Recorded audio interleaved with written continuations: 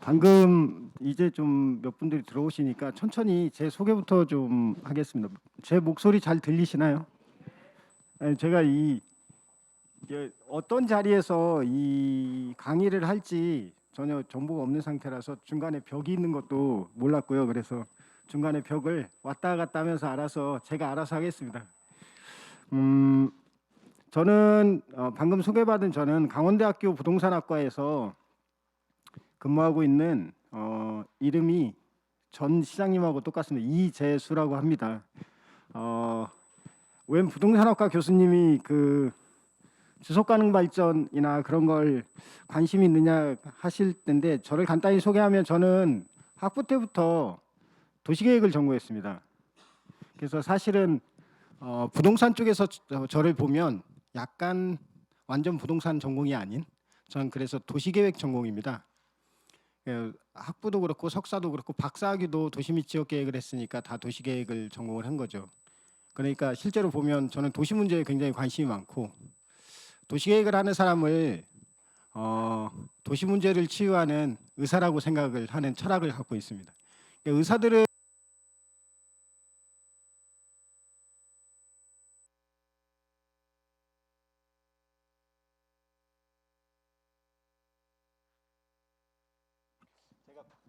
마스크로 이렇게 끼고 얘기를 하면 잘 이렇게 호흡이 잘 안 돼가지고 가끔 이게 벗는데 벗고 하겠습니다. 의사들이 맨 처음에 하는 일이 환자들을 진단하는 일이죠.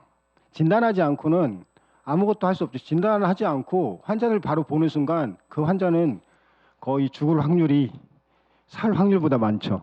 그래서 가장 중요한 게 이제 이 환자가 어떤 상황이냐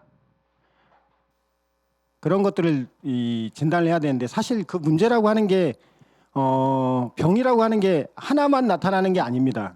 되게 복합적으로 나타나요. 그리고 비실비실한 사람이 병 하나에 비실비실한 사람이 오래 산다고 하나만 있으면 문제를 치유하기는 아주 쉬워요. 근데 되게 복잡하고 다양하게 그 문제들이 나타나면 문제를 치유하기가 어렵고 다양한 전공의 의사들이 필요하게 됩니다. 그래서 오늘 제가 하고 싶은 얘기는 도시에 대해서 그러니까 춘천시죠. 여러분들이 지금 관심이 있는 곳은 춘천시니까 춘천시라는 도시 안에 있는 다양한 사람들과 그 사람들이 만들어낸 여러 가지 흔적들 그러니까 사람들이 있는 거는 다양한 활동들이 있고요. 여러분들이 여기에서 SDG 여기에서 활동을 하는 것처럼 활동을 하게 되면 항상 사람은 본능적으로 흔적을 남기게 됩니다. 그 여러 가지 흔적들 그 부분에 대해서 전반적으로 얘기를 하려고 합니다. 다양한 이 병을 갖고 있는 환자를 대할 때 저희가 외과 의사부터 내과 의사나 등등 여러 가지 이제 그 진료 과목들을 담당하는 전문의들이 와서 진단을 하게 되는데 진단을 해도 의사들끼리 다 합의가 될 것처럼 보이지만요. 실제 의사들끼리 이견이 굉장히 많습니다. 그래서 제가 오늘 말씀드리고자 하는 거는 우리 춘천시가 어떤가라고 하는 거를 굉장히 여러 가지 다양한 측면에서 얘기를 하고 싶어서 얘기를 하고 싶고 여러분들한테 그 자료를 객관적인 사실에만 근거해서 최대한 제 주관적인 감정을 좀 자제하고 보여드리고자 합니다. 그렇기 때문에 여러분들이 제가 하는 얘기에 대해서 어떤 부분은 그래 동의할 수도 있지만 어떤 부분은 나는 생각이 좀 다른데? 라고 생각하실 수 있어요. 충분히 가능합니다. 왜냐하면 도시라고 하는 거를 제가 20살 때부터 지금 30년간 도시에 대해서 연구를 하고 공부를 하고 있는데 아직도 잘 모르겠어요. 이견이 굉장히 많습니다. 도시 안에 일어나는 활동이 너무너무 많아요. 도시는 자그마한 세계거든요. 자그마한 세계입니다. 사람들도 다양하고 그 사람들의 가치관도 다양하고 그 사람들이 똑같은 일을 해도 남겨놓은 흔적들도 다 달라요. 그렇기 때문에 도시를 바라보는 거는 그 도시를 구성하는 사람들만큼 생각이 많습니다.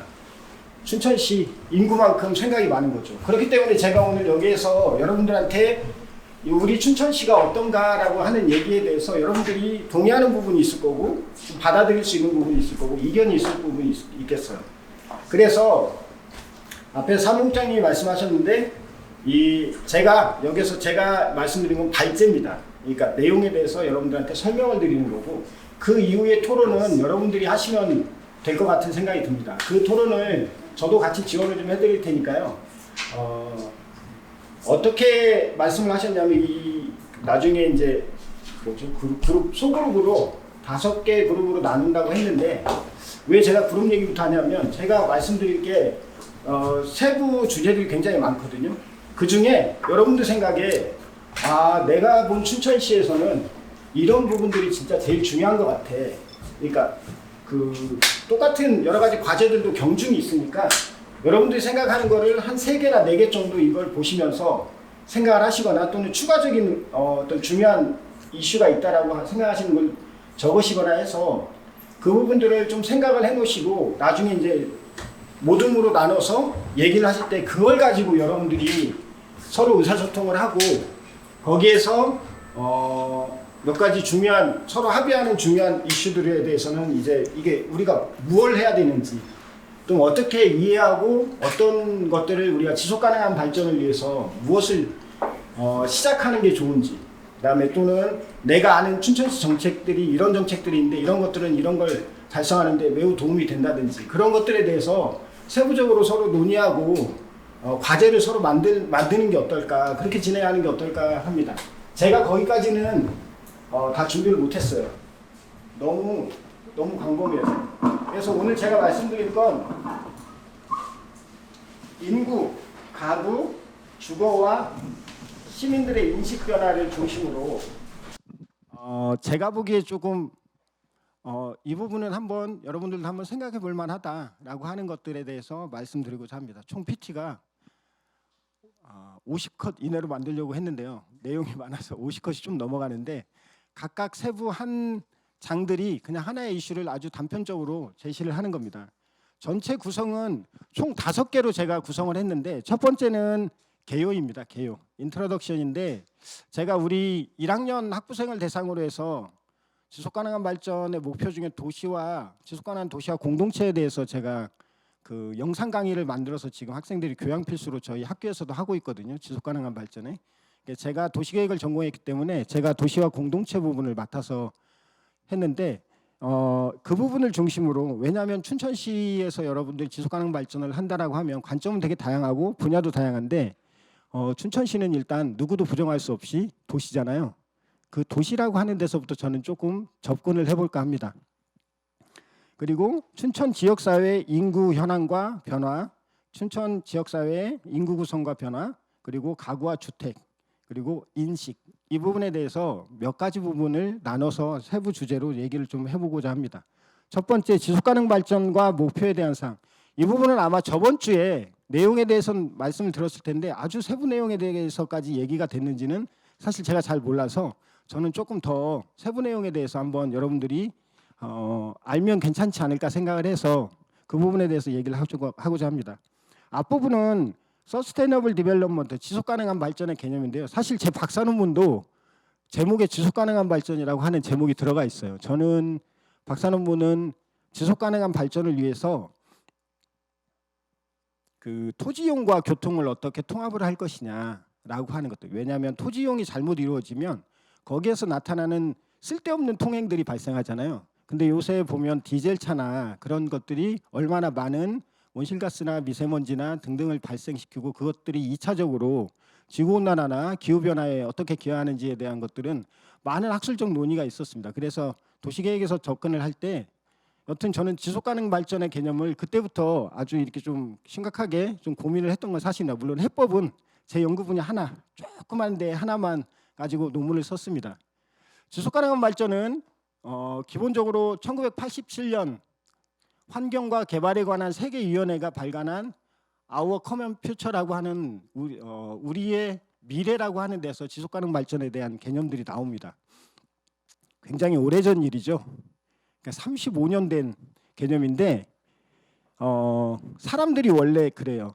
아주 옛날부터 어떤 선구자들은 이게 문제다라고 얘기해도 거의 듣지 않습니다. 그거를 한 20-30년 계속 외쳐야 자기들이 어느 정도 이제 피부에 와닿을 때 그게 진짜 문제인 걸로 보통 인식을 하거든요. 그래서 25년 전에 나온 25년 맞죠? 35년이구나. 35년 전에 나온 여기의 개념은 이렇습니다. 그 영어를 그대로 해석하면 미래 세대가 그들의 필요를 충족시킬 능력을 저해하지 않으면서 현 세대의 필요를 충족시키는 것이라고 되어 있습니다. 굉장히 구체적이면서도 언뜻 바로 이해는 안 되는데, 우리의 미래 세대가 걔네가 필요한 것들을 기본적으로 다 충족시킬 만큼만 우리가 현재 세대에서 사용하는 것, 이걸 지속가능한 발전이라고 합니다. 왜냐하면 우리가 어느 정도 기본적으로 충족할 만한 것들을 소비하면서도 미래 세대가 계속적으로 기본적으로 소비할 만한 것들을 우리가 보장을 해줘야 그 말 자체가 우리가 계속 지속 가능하구나라고 하는 말의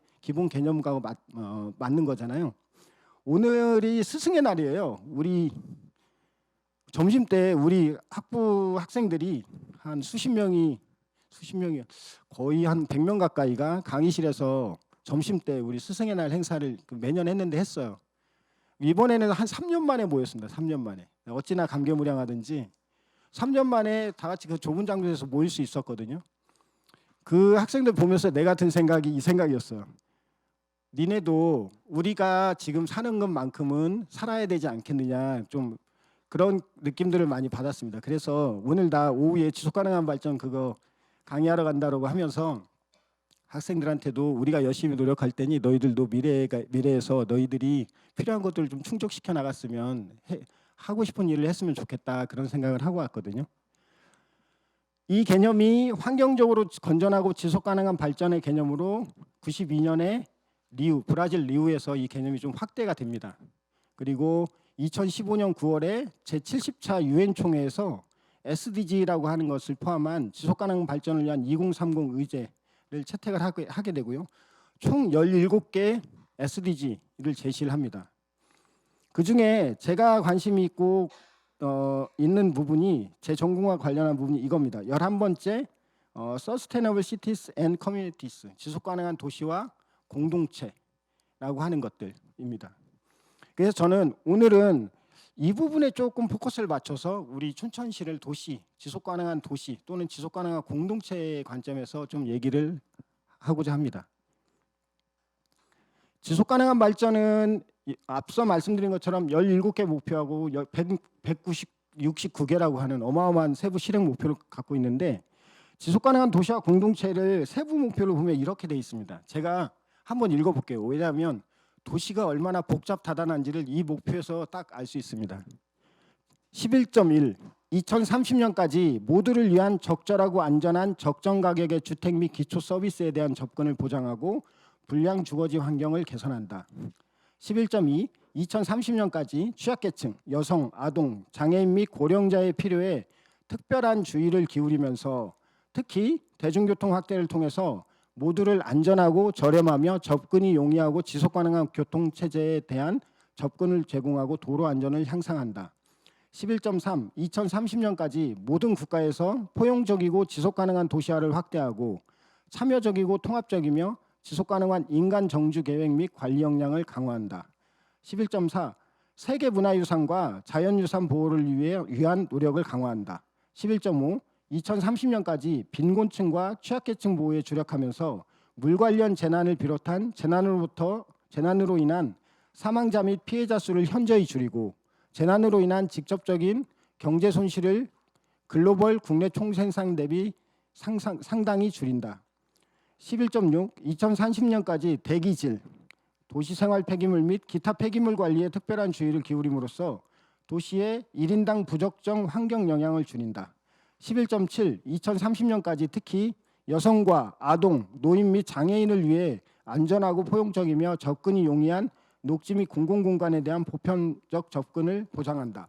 이렇게 돼 있습니다. 이 안에 보면 주택, 기초생활서비스 또는 생활인프라, 취약계층, 여성, 아동, 장애인, 고령자, 그리고 그들의 접근성, 교통이나 보행 등에 대한 안전한 접근성, 그리고 포용적인 도시와 시민 참여와 통합, 그 다음에 인간의 정주, 즉 주거지죠. 주거지 또는 공동체에 대한 계획 및 관리, 자연유산 또는 문화유산, 빈곤층이나 취약계층을 중심으로 재난재해로부터 안전한 사회 구현, 그리고 공기의 질이나 폐기물 등에 대한 환경 영향 감소, 그리고 여성과 아동, 노인 및 장애인을 위한 접근성이 좋은 녹지 및 공공공간에 대한 확보, 이런 것들을 다 제시를 하고 있는데 굉장히 다양하죠. 이게 이제 도시에서 아주 기본적으로 달성해야 되는 지속 가능한 발전의 하나의 세부 목표로 제시를 하고 있습니다. 자, 제가 도시에 대해서 좀 얘기를 했는데 아주 원론적으로 보면 도시의 개념은 되게 간단합니다. 도시는 적정한 인구, 즉 어느 정도 많은 인구가 살고 있고 인구 밀도가 상대적으로 높은 지역을 도시라고 해요. 우리나라는 인구 5만 이상을 기본적으로 인구 기준으로 삼고 있고요. 그리고 또 하나, 인구 구성이 다양하고 다양한 사회계층이 거주하며 2차, 3차 산업에 종사하는 전문가가 많은 지역, 이것도 도시라고 합니다. 세 번째로는 사회제도의 중심부로 정치, 행정, 종교 등의 중심지고 상업, 교통, 문화와 정보의 중심지, 이게 도시입니다. 이 세 군데, 인구, 그다음에 다양성과 1차보다 2, 3차의 그 종사자, 그다음에 제도의 중심지, 교통과 문화 정보의 중심지, 이게 다 도시의 개념이고요. 춘천시는 그러면 어떤가? 강원도에 이러한 것들의 하나의 중심이라고 할 수 있죠. 그죠? 그래서 도시는 이러한 것들로 정의되는데 기본적인 구성 요소가 세 개입니다. 하나는 시민, 제일 중요하죠. 시민. 두 번째, 시민들이 하는 다양한 활동. 그리고 이것들을 지원하기 위한 토지와 시설물들. 이게 도시의 기본 구성 요소입니다. 그러면 우리가 도시를 이해하려면 사람에 대해서 이해를 해야 되고 그 사람들이 하는 여러 가지 활동과 흔적에 대해서 기본적인 사항들을 이해를 해야 되고, 그거 외에 기반, 그 사람들이 활동을 지원하기 위한 몇 가지 기반들, 가장 기본적인 게 뭐 주택이나 주거 환경, 그런 생활 환경에 대한 것들이죠. 그런 것들을 우선적으로 이해를 하면 도시의 전체에 큰 상과 현황과 내가 생각하던 문제들이 어떻게 발생하고 있고 그 이유가 뭔지, 그런 것들을 조금씩 이해를 할 수 있습니다. 그래서 우선 도시 이런 부분에 대해서 얘기를 하고자 합니다. 그러면 지역사회 인구 현황과 변화에 대해서 보겠습니다. 혹시 시간을 제가 볼 수 있나요? 시간을 조절을 해야 돼서 시간을 볼 수 있는 데가 없군요. 중간에 아마 한 50분 정도 가면 한 10분 정도 쉬어야 되니까. 예. 제가 잘못 이 50페이지에 달하는 교육 자료를 잘못하면 앞에 부분에 시간을 너무 많이 쓰고 뒤에 부분을 못 쓸까 봐 걱정이에요. 제가 시간 체크를 해야 되는데, 우선 이런 그림 많이 보셨죠? 인구 피라미드라고 하는 겁니다. 5세 단위로 0세부터 100세까지, 요새 100세 시대니까 100세까지 해서 남자와 여자로 이렇게 구분해서 나타낸 그림입니다. 왼쪽이 춘천시고요. 오른쪽이 강원도인데 이게 2000년입니다. 20년 전. 20년 전에 보면 성별로 상당히 균형을 이루고 있습니다. 춘천시 같은 데 보면 생각보다 2000년에. 그리고 고령 인구수가 적어요. 이만큼 해당하는 고령 인구수가 상대적으로 적습니다. 이 안에 허리 부분이 굉장히 강하고요. 그다음에 출생아 수도 고령자 수보다 비율상 보면 한 거의 1.5배 이상 많았습니다. 그런데 강원도 같은 데만 보더라도 고령 인구수가 춘천시보다 꽤 많아요. 이 당시에만 해도. 대신에 중간에 허리층이 상대적으로 양은 많지만 비중이 좀 적은 그런 것들이 있었죠. 이게 2010년으로 가면 너무 빨리 가서 위로 올라가는 게 보이시죠? 지금 허리가 윗부분으로 이제 올라갑니다. 올라가면 65세 이상 인구수가 늘어날 수밖에 없고, 왜냐하면 저희가 기대 수명이 계속해서 증가를 했잖아요. 그래서 오래 사십니다. 요새는 평균 연령이 굉장히 많아졌고요. 그러면 강원도를 한번 보겠습니다. 강원도는 올라가는 속도가 더 빠릅니다.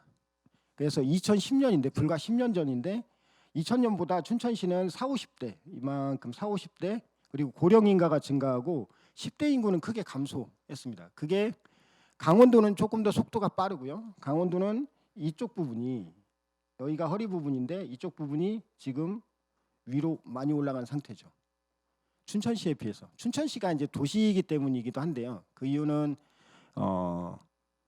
여러 가지 교육 환경이나 그다음에 일자리가 많기 때문에 젊은 여기 대학도 있기 때문에 뒤에서 이제 대학에 대해서는 좀 다룰 텐데 젊은 인구들이 들어오고 일자리 기회를 얻을 기회가 상대적으로 강원도에 있는 다른 시군보다 많고, 그다음에 교육에 대한 접근성이나 교통에 대한 접근성이 높기 때문에, 그리고 최근에 여기 이제 레고랜드도 이제 개장을 하고 뭐 사막산 그 케이블카도 개장을 하고 여러 가지 레저 시설들 같은 거 그것도 잘 마련돼 있기 때문에 상대적으로 이런 계층들이 여기에 비율적으로 많습니다. 2020년에 그러면 보겠습니다. 자, 2000년부터 제가 다시 한번 보여드릴게요. 춘천시만 보시거나 춘천시 강원도 눈이 두 개니까 춘천시 강원도 같이 보시거나 보셔도 돼요. 자, 가보겠습니다. 2000년, 2010년, 2020년 뭔가 확연하게 느껴지시죠? 도시를 구성하는 거는 가장 중요한 게 누가 뭐라고 해도 시민입니다. 사람이죠, 사람. 사람과 시민은 조금 약간 개념적으로 조금 다르긴 한데요. 어쨌든 시민도 사람이죠. 그러니까 중요한 건 이 사람들이 어떻게 변화하고 있느냐, 그것들을 기초적으로 이해를 해야 그분들이 필요한 것들이 뭐고 어떤 활동을 하고 그런 것들이 다 결정이 되거든요. 그리고 얼마만큼 어떤 시설들이 얼마만큼 필요한지 결정하는 게 사람들이거든요. 그래서 2020년을 보면 2000년이나 2010년보다 쭉쭉 올라가죠. 50대나 60대 이상 이만큼 장년이나 고령계층 인구가 확연하게 증가합니다. 춘천시보다 강원도 같은 경우에 이쪽 부분 65세 이상의 부분이 훨씬 더 폭넓게 분포하고 있죠. 그리고 2010년도 강원도도 유사한 패턴을 보이지만 인구 구조 변화가 강원도 전체는 좀 더 극적입니다. 춘천시보다. 아까 말씀드린 것처럼 춘천시는 다른 시군보다 여러 가지 교육이나 일자리나 여러 가지 이제 문화, 편의시설이나 그런 것들에 대한 접근성, 교통에 대한 접근성 때문에 상대적으로 일하는 사람들이 여기에 있을 확률이 높고 많이 몰려듭니다. 다른 군 지역보다. 그래서 춘천시가 상대적으로 적지만 춘천시도 그렇게 안전하다라고 할 수는 없습니다. 그러면 연령대별 인구수를 좀 제가 쭉 나눠봤어요. 2020년 총 인구가 2020년 기준으로 28만 2,765명입니다. 뒤에서 좀 말씀드리겠지만 춘천시 인구는 서서히 증가했어요. 다른 소멸하고 있는 지방 도시하고는 약간 패턴이 좀 다릅니다. 그렇다고 그걸 안심할 때는 아니지만 어쨌든 2020년 기준으로 28만 2,765명이고요. 여기에서 5세 단위로 이렇게 남녀로 이렇게 구분을 해놨어요. 그래서 총 비율을 보면 20대 미만 이만큼이 총 합치면 17.2%, 그리고 20, 30대 이만큼이 이 비율을 다 합치면 25.3%, 즉 4분의 1 정도 되고요. 20대 미만이 17% 되고 40, 50대가 조금 더 많습니다. 즉 나이가 많아지면 많아질수록 비중이 더 높아지는데 40, 50대가 거의 3분의 1 가까이 됩니다. 31.7%. 고령계층이 약 18% 정도 돼요. 뒤에서 이제 고령화에 대해서는 얘기하겠지만 우리가 초고령 사회가 20%가 기준이거든요. 아직 초고령 사회는 아니지만 지금 근접하고 있다. 그리고 남녀로 나누면 20대 미만, 20, 30대, 40, 50대는 물론 남성의 숫자는 적지만 이 상대적인 비율을 보면 20대에서 40, 50대까지 남성이 약간 비율이 높고 여성은 65세 이상이 확연하게 남자보다 비율이 높습니다. 여성만 하면 춘천시는 이미 초고령 사회예요. 여성으로만 따지면. 왜 그러냐? 누가 그 얘기를 하더라고요. 남자들은 위험한 짓들을 하도 많이 하고 술 많이 처먹고 그래서 빨리 죽는다고. 그래서 아마 그런 이유도 좀 있겠지만 어쨌든 중요한 건 65세 이상의 경우에 여성이 확실히 비중이 높습니다. 이거는 이거 움직이는 걸 한번 좀 가만히 보세요. 계속 왔다 갔다 하는데 제가 부가 설명을 하면 1975년부터 2020년까지 전국의 시군구 단위의 인구 변화를 표현을 한 거예요. 여러분들 이해를 돕기 위해서 붉은색이 증가한되고 이 초록색이 감소한데 그게 아니라 붉은색은 그냥 수도권을 따로 이렇게 표현하기 위해서 수도권을 표현한 거고요. 기타 지역들은 녹색 계열로 표현을 한 겁니다. 그래서 이 풍선이 커지면 커질수록 1975년부터 2020년까지 최근까지 인구가 많이 증가했다는 얘기예요. 한번 보세요. 자, 이제 시작. 너무 빠른가요? 춘천시 어딘가요? 춘천시 여기거든요. 여기. 그리고 원주는 여기. 춘천, 원주, 강릉이에요. 춘천, 원주, 강릉 이 삼각형이죠. 여기를 조금 더 유심히 좀 한 번 더 보세요.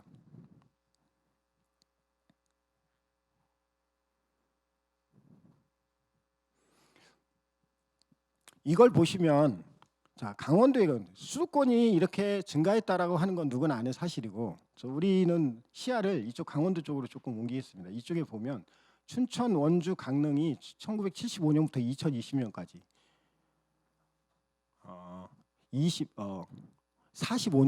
45년간 인구가 확연히 다른 시군보다 더 많이 증가했구나라고 하는 걸 아시고, 최근까지 증가했다는 사실도 알 수 있어요.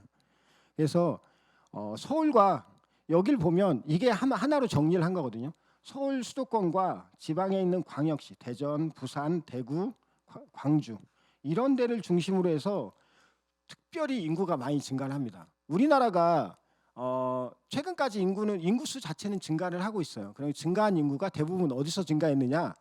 광역시나 특별시 그리고 수도권에서만 증가했다는 사실이. 또 하나 특이한 점은 강원도에서는 춘천, 원주, 강릉에서 증가를 했다라는 사실입니다. 뒤에 제가 한 번 더 나눠보겠는데 강원도의 인구 증가는 춘천, 원주, 강릉에서 증가한 게 다예요. 그 기여분이. 그래서 이걸 보시면 춘천시는 인구가 계속해서 증가하고 강릉과 원주시도 증가했다. 원주시 같은 경우는 뭐 혁신도시나 기업도시가 들어왔고요.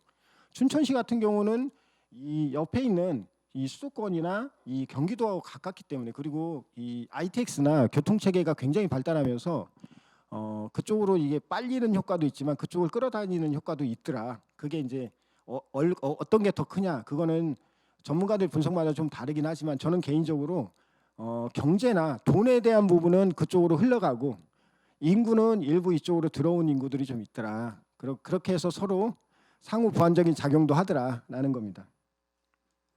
그 다음은 이거는 또 다른 75년부터 2020년까지 연 단위로, 그러니까 이건 뭐냐면 매년 인구가 증가한 지역들을 찾아낸 거예요. 이 옆에가 전년보다 감소한 지역들이거든요. 그래서 우리가 한 45년이니까 한번 가만히 보세요. 전년 대비 인구가 감소한 지역은 이쪽으로 옆으로 빠집니다.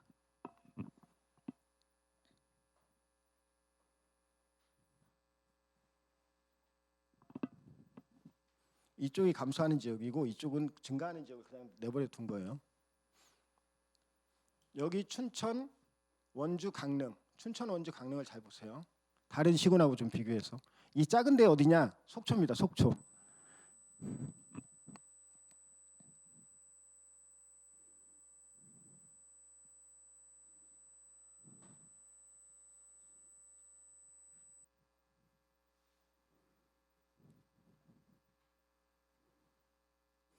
이걸 보시면서 들어보세요. 아, 근데 서울 같은 데도 보시면 이런 데가 많이 좀 나왔다 들어갔다 하잖아요. 그래서 서울 같은 경우는 거의 다 강북 지역입니다. 강북. 그러니까 전년 대비 줄어든 거지 전체적으로 줄어든 게, 작년보다 좀 줄었으면 잠깐 오른쪽에 갔다가 늘었으면 왼쪽으로 다시 가는 거예요. 왔다 갔다 하죠. 근데 춘천이나 원주나 강릉 경우에는 대부분 이쪽에 있습니다. 그 얘기는 뭐냐? 75년부터 2020년까지 조금씩 증가해갖고 잠깐 감소하는 때가 한두 번 있을 수는 있겠지만 거의 눈에 띄지 않는다. 더 아까 말씀드린 것처럼 수도권, 그다음에 수도권 이남의 신규 개발 지역들, 그다음에 대전, 충청, 부산, 대구, 광주 이런 특광역시 이런 데들이 주로 왼쪽에 있습니다. 대부분 보시면 나머지 지역들, 이 나머지 지역들 있잖아요. 여러분들 보시다시피 춘천, 원주, 강릉, 속초 빼고 이 나머지 지역들은 거의 대부분 여기 있어요. 물론 우리가 춘천시 지속가능 발전 협의회에서 하는 춘천시의 지속가능 발전에 관심은 있지만 결국 우리 강원도 전체 지역을 한번 볼 필요도 있다는 거죠. 어쨌든 이렇습니다. 그러면 앞으로 인구는 어떻게 되느냐? 지금까지 인구는 춘천시만 보면 원주시도 그렇지만 춘천시도 그렇고 어느 정도 선방을 했구나라고 생각이 듭니다. 근데 그건 2020년까지 인구죠. 위에는 강원도, 밑에는 춘천시 인구 예측입니다. 이건 통계청의 공식 인구 예측인데 안타깝게 기초자치단체는 37년까지밖에 없어요. 그리고 광역자치단체는 2040년까지 예측을 했는데 이렇게 예측을 합니다. 춘천시를 보면 2020년까지 서서히 증가를 했고 여기서 다시 조금씩 감소를 하기 시작한다라는 그의 2020년이 분기점이 된다라고 통계청은 생각을 했어요. 전문가들은. 그래서 2020년 후에 서서히 감소해서 쭉 감소하다가 2028년까지 감소하다가 그 이후에 조금씩 증가를 합니다. 조금씩. 그러니까 떨어지는 속도보다 훨씬 증가하는 속도가 낮아요. 왜냐하면 여기서 보시면 이 라인이 원래 2020년이 피크였구나 그 얘기를 하는 겁니다. 그 피크에 달하지 못해요. 좀 증가하더라도. 2035년까지 증가하다가 그 이후에 다시 서서히 감소한다. 이게 이제 예측입니다. 이 예측이 맞을 수도 있고 틀릴 수도 있지만 대략 이 패턴은 아마 맞을 가능성이 큽니다. 정확하게 숫자는 안 맞지만 패턴은 비슷할 거예요. 그럼 강원도는 어떠냐? 강원도도 춘천하고 비슷하지만 약간 패턴이 조금 더 빨리 강원도는 인구가 조금씩 증가한다라고 보고요. 2035년을 기점으로 해서 강원도도 크게 감소한다. 여긴 춘천시는 서서히 감소하는데 강원도는 이때 아주 크게 다시 감소를 합니다. 다만 강원도는 2035년에 2020년보다 총 인구수는 증가를 한다라고 하는 게 이게 차이점이에요. 물론 우리는 춘천시를 중심으로 좀 볼게요. 그래서 결국은 2020년을 정점으로 감소하다가 다시 서서히 좀 증가하는데 2020년까지 증가는 하진 못해요. 대략 보면 이 28만 3천 명, 28만 1천 명이니까 약 3천 명 정도가 피크점을 기준으로 해서 3천 명을 채우지 못한다는 예측입니다. 이거는 그러면 인구가 증가하는 게 보통 인구가 증가하고 감소하는 건 두 가지 관점에서 보거든요. 도시학을 하는 사람들은 하나는 자연 출생입니다. 자연 출생과 사망. 그걸 자연 증감이라고 합니다. 그러니까 나이 들어서 돌아가시거나 새로 애가 태어나거나 그걸 태어나면 증가인 거고 돌아가시면 감소인 거죠. 그걸 자연 증감이라고 하고 두 번째는 이동에 의해서 이 인구수가 바뀝니다. 그러니까 여기가 정말 살기 좋은 데다. 그러면 사람들이 오게 돼 있는 거예요. 그러면 여기에서 자연적으로 감소하더라도 외부에서 온 사람으로 플러스가 돼서 인구수가 증가할 수 있습니다. 지금 춘천시가 그런 상황인 거죠. 그래서 시군구별 인구 이동을 보면 이건 좀 애석하게 2015년까지인데요. 2000년 대비 2000년을 기준으로 2015년까지 인구 증가율 보면 빨간색이나 핑크색 계열은 감소 지역들이고요. 녹색 계열은 증가 지역입니다. 녹색 지역들이 이쪽이에요. 거의 서울과 수도권 남부, 부산 이쪽 지역들이고요. 그나마 증가한 노란색은 광역시 쪽에 좀 일부 있고요. 춘천시가 여기 있어요. 춘천, 홍천, 양구, 인제, 횡성, 원주 이런 데가 노란색 계열입니다.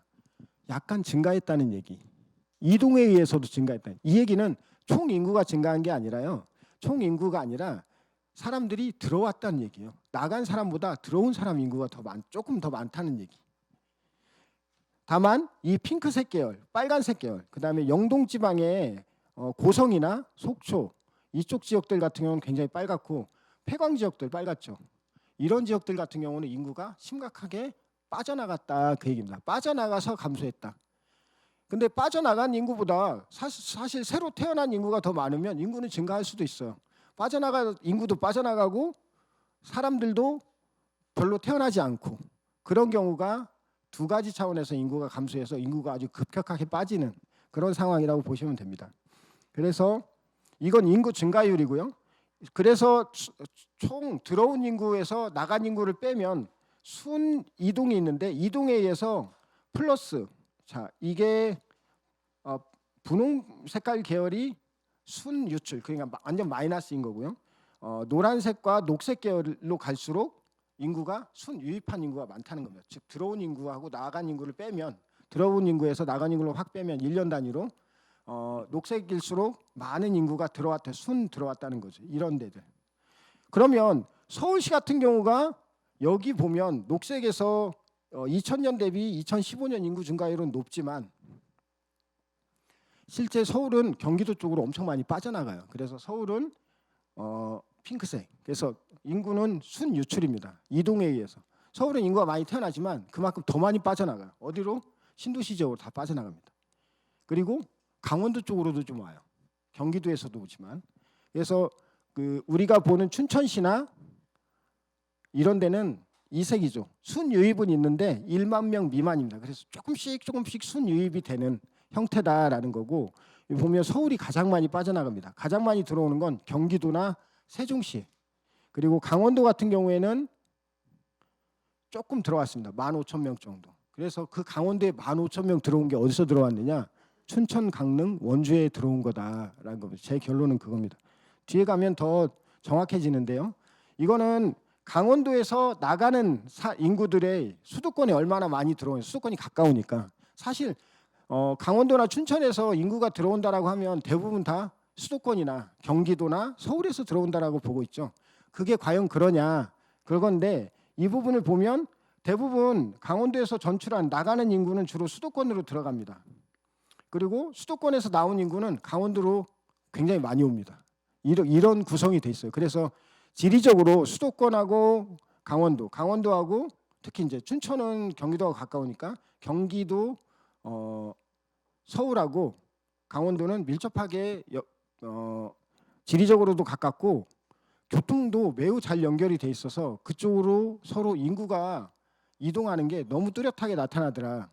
그래서 춘천시에서 인구가 계속적으로 증가하려면 이건 뭘 의미하냐면 인구가 증가하거나 인구가 필요하다라고 했을 때 그 인구는 어디서 와야 되느냐, 이거에 대한 것이 여기서부터 시작을 고민을 해야 돼요. 그래서 그 사람들이 춘천에 와서 살게 될 때 필요한 게 뭔지, 아니면 어떤 것들을 요구하는지를 여기서 니즈를 맞춰주면 충분히 그 많은 인구 중에 일부라도 우리가 흡수할 수 있겠다. 그런 가능성이 충분히 있습니다.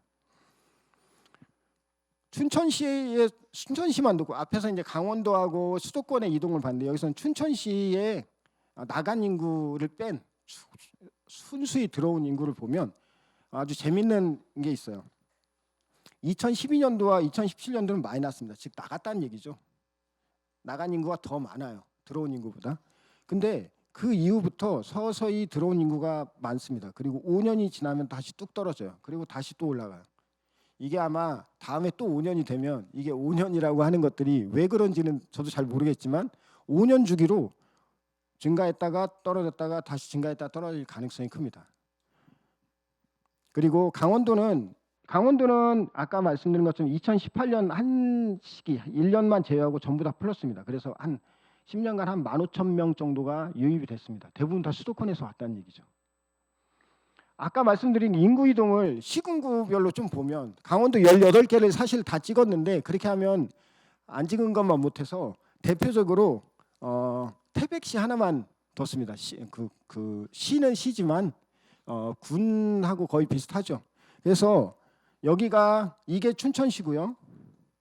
이게 원주시고 이게 강릉시고 이게 다른 시군을 대표하는 태백시입니다. 그래서 2010년에서 20년에 인구 이동을 보면 춘천시나 원주시는 춘천시, 원주시, 강릉시도 마찬가지인데 거의 마이너스가 아니라 순유입입니다. 여기는 거의 다 플러스예요. 원주하고 춘천은. 물론 강릉은 이때까지 마이너스였다가 이때부터 조금 올라옵니다. 2017년 이후에 플러스로 조금 올라와요. 강릉은 좀 서울에서 멀잖아요. 그리고 태백시나 기타 시군, 강원도에 있는 시군은 대부분 계속 인구가 빠져나갑니다. 그 얘기는 뭐냐? 강원도의 지금까지 인구 증가는 아까 말씀드린 것처럼 춘천, 원주, 강릉에 들어온 인구가 다다라는 겁니다. 다른 시군은 그냥 다 빠져나갔다는 얘기예요. 거기에 새로 태어나는 신생아도 거의 없고 자연사로 돌아가시는 어르신들도 많고 그리고 인구도 별로 안 들어와요. 그래서 계속 인구가 빠져나갑니다. 그런데 강원도의 인구는 어쨌든 10년간 증가를 했는데 그 증가는 춘천시에 들어온 인구와 원주시에 들어온 인구 플러스 최근에 강릉시에 들어온 인구가 답니다. 다. 여기에서 합친 인구에서 다른 15개 시군에서 빠져나간 인구를 빼면 15,000명이 되는 거예요. 이제 그 인구나 우리가 인구의 구성, 그다음에 인구의 이동, 그다음에 총 인구의 증가나 감소, 그다음에 어떤 지역에서 인구의 증가가 강원도의 인구 증가를 주도했는지.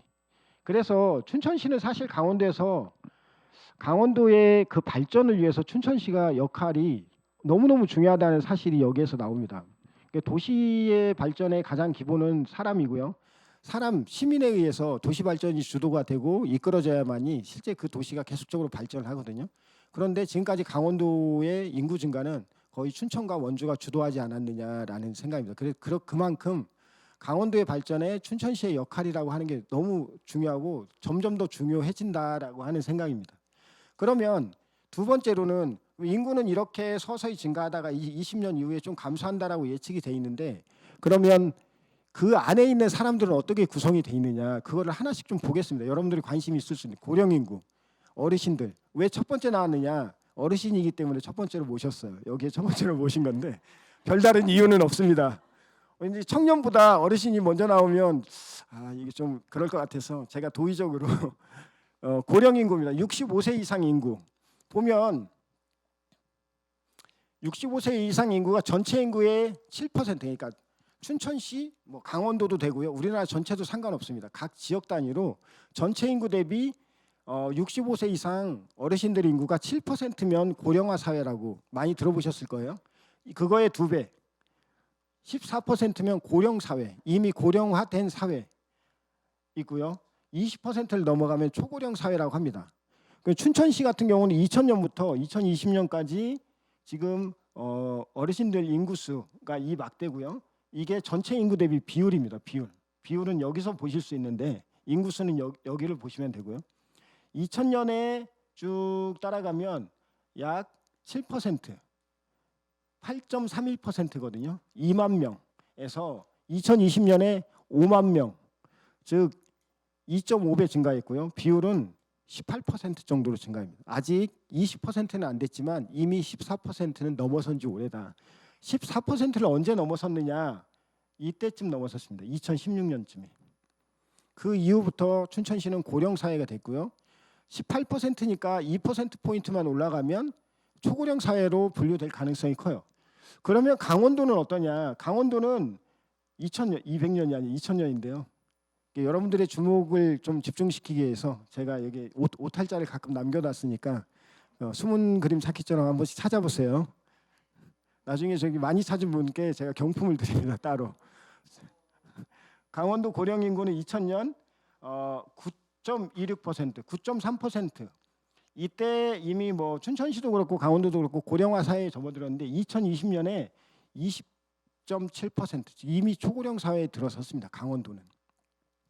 그렇지만 인구 이동이 상대적으로 많은 강원도나 원주시, 그리고 뒤에 이제 인구 구성을 보면 청년 계층이 상대적으로 많이 들어오는 춘천시 같은 경우 상대적으로 좀 젊은 거죠. 그래서 아직까지는 초고령 사회로 들어가진 않았는데 제가 일부러 20%를 여기 사실 이것보다 더 높잖아요. 그래서 자른 거예요. 20% 이미 넘어서서.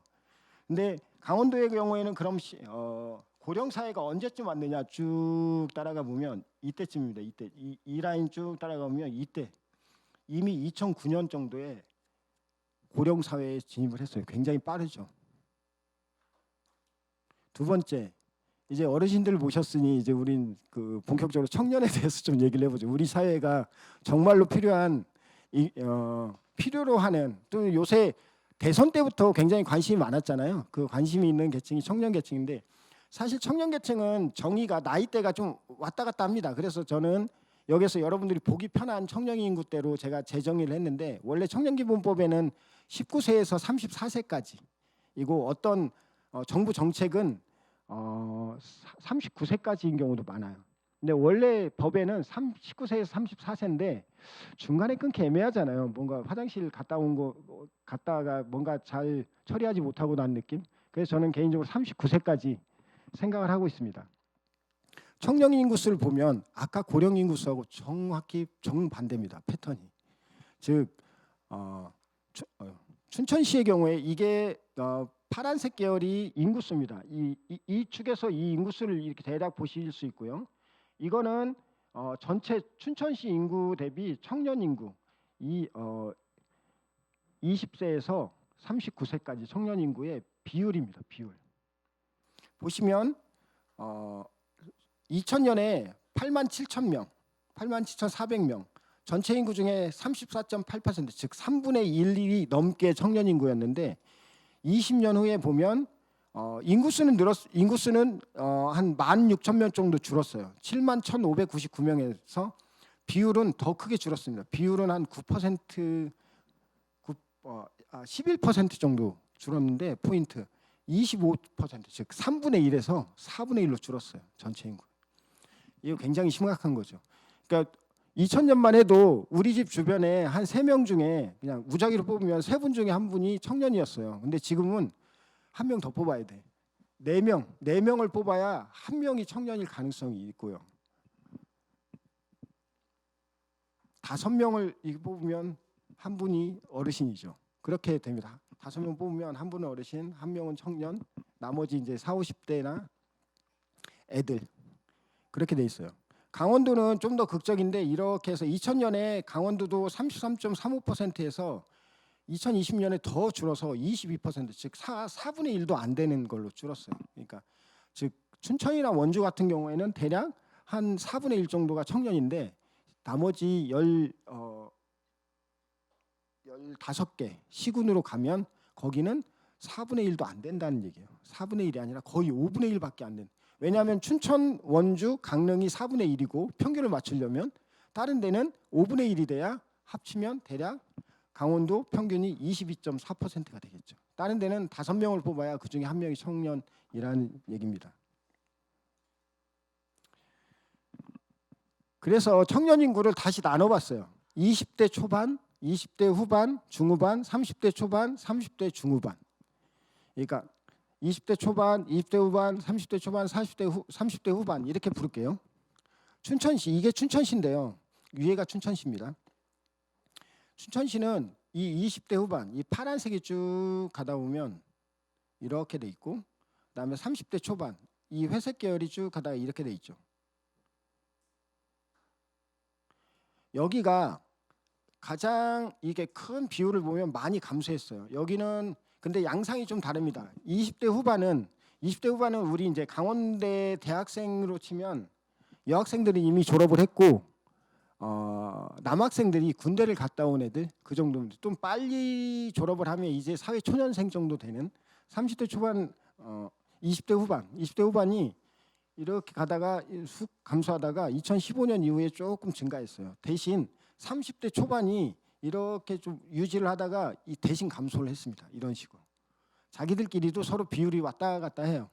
그리고 다른 계층들 30대 후반 그다음에 20대 초반 계층도 좀 밑에 있다가 다시 이 계층들이 다시 비율이 더 높아졌어요. 춘천시는. 얘네보다 얘네가 더 높아졌다는 얘기죠. 그리고 강원도 같은 경우에는 그거보다 춘천시는 그나마 이쪽에서 다시 올라가는 비율이 있는데 강원도는 꾸준히 서서히 떨어집니다. 20대 후반 같은 계층으로 보면 20대 후반 파란색 계열을 보면 쭉 계속 감소하다가 이때 돼서 조금 증가를 하는 춘천시하고 비슷한 양상을 보여요. 이게 그 청년 계층들의 그 큰 변화입니다. 대학생 그래서 제가 한 번 더 들어와서 그러면 강원대학교 학생들은 도대체 어디서 오느냐? 걔네 신입생들은 어디서 오고 재학생은 어디에 살던 애들이냐? 강원대학교 여기 춘천 캠퍼스만 왜냐하면 저희 춘천 삼척 캠퍼스도 있는데 삼척 캠퍼스는 제 관심 대상이 아니고요. 춘천이니까 춘천 캠퍼스만 보면 여기가 지금 저희 재학생이 거의 2만 명이 원래 재적 학생은 2만 4천 명 가까이 됩니다. 근데 실제 학교 다니는 학생은 그보다 좀 적어서 대략 한 2만 명 정도라고 보시면 돼요. 엄청 많죠. 보이는 애들은 몇 안 되는데 실제 어디에 숨어 있는지 무슨 PC방에 가 있는지 당구장에 가 있는지 모르겠지만 굉장히 많습니다. 여기 보면 춘천시가 가장 많아요. 실제 춘천에 있으면서 춘천에 있는 우리 강원대학교 온 그거 외에 강원도에서는 원주하고 강릉이 그다음 많습니다. 그리고 그 주변 지역에서 좀 많이 들어와요. 여기 보면 이 색깔이 진할수록 많이 강원대에 들어온 지역들이거든요.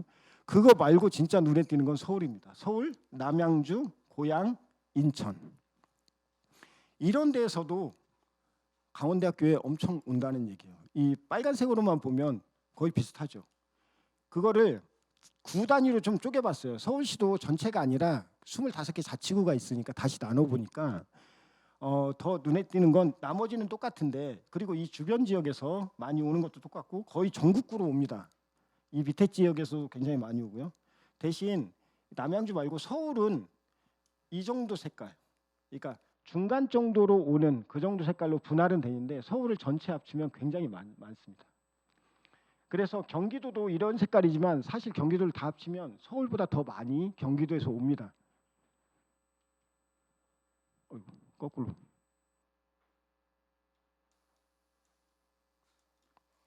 그러면 신입생이 대략 춘천 캠퍼스에 한 3,000명, 삼척 캠퍼스에 대략 한 1,000명, 1,000 몇백 명 됩니다. 그래서 대략 한 3,000명 정도가 이렇게 신입생이 옵니다. 이게 2020학년도 최근이에요. 2021학년도가 최근이지만 가장 최근에 보면 춘천시 내 사는 애들이 신입생으로 오고요.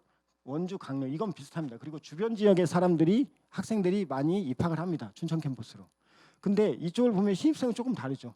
인천에서 굉장히 많이 오고요. 서울은 아까도 많이 왔고 남양주도 많이 왔는데 밑에 경기도나 경기도 이쪽이 아주 많이 새롭게 옵니다. 그래서 거꾸로 보면 강원도의 원주, 강릉, 춘천보다 춘천을 제외한 다른 시군보다 경기도에서 훨씬 많이 옵니다. 지금 보면. 그래서 밀도를 찍어보면 이래요. 그래서 크게 찍히는 점은 이런 데는 작게 찍히는 점들이고요. 서울시하고 경기도 쪽에 엄청나게 많이 찍힙니다. 실제 이게 그 3,000명을 다 찍은 거예요. 사람이 찍은 게 아니라 컴퓨터가 찍어줍니다. 컴퓨터만 잘 다루면 돼요.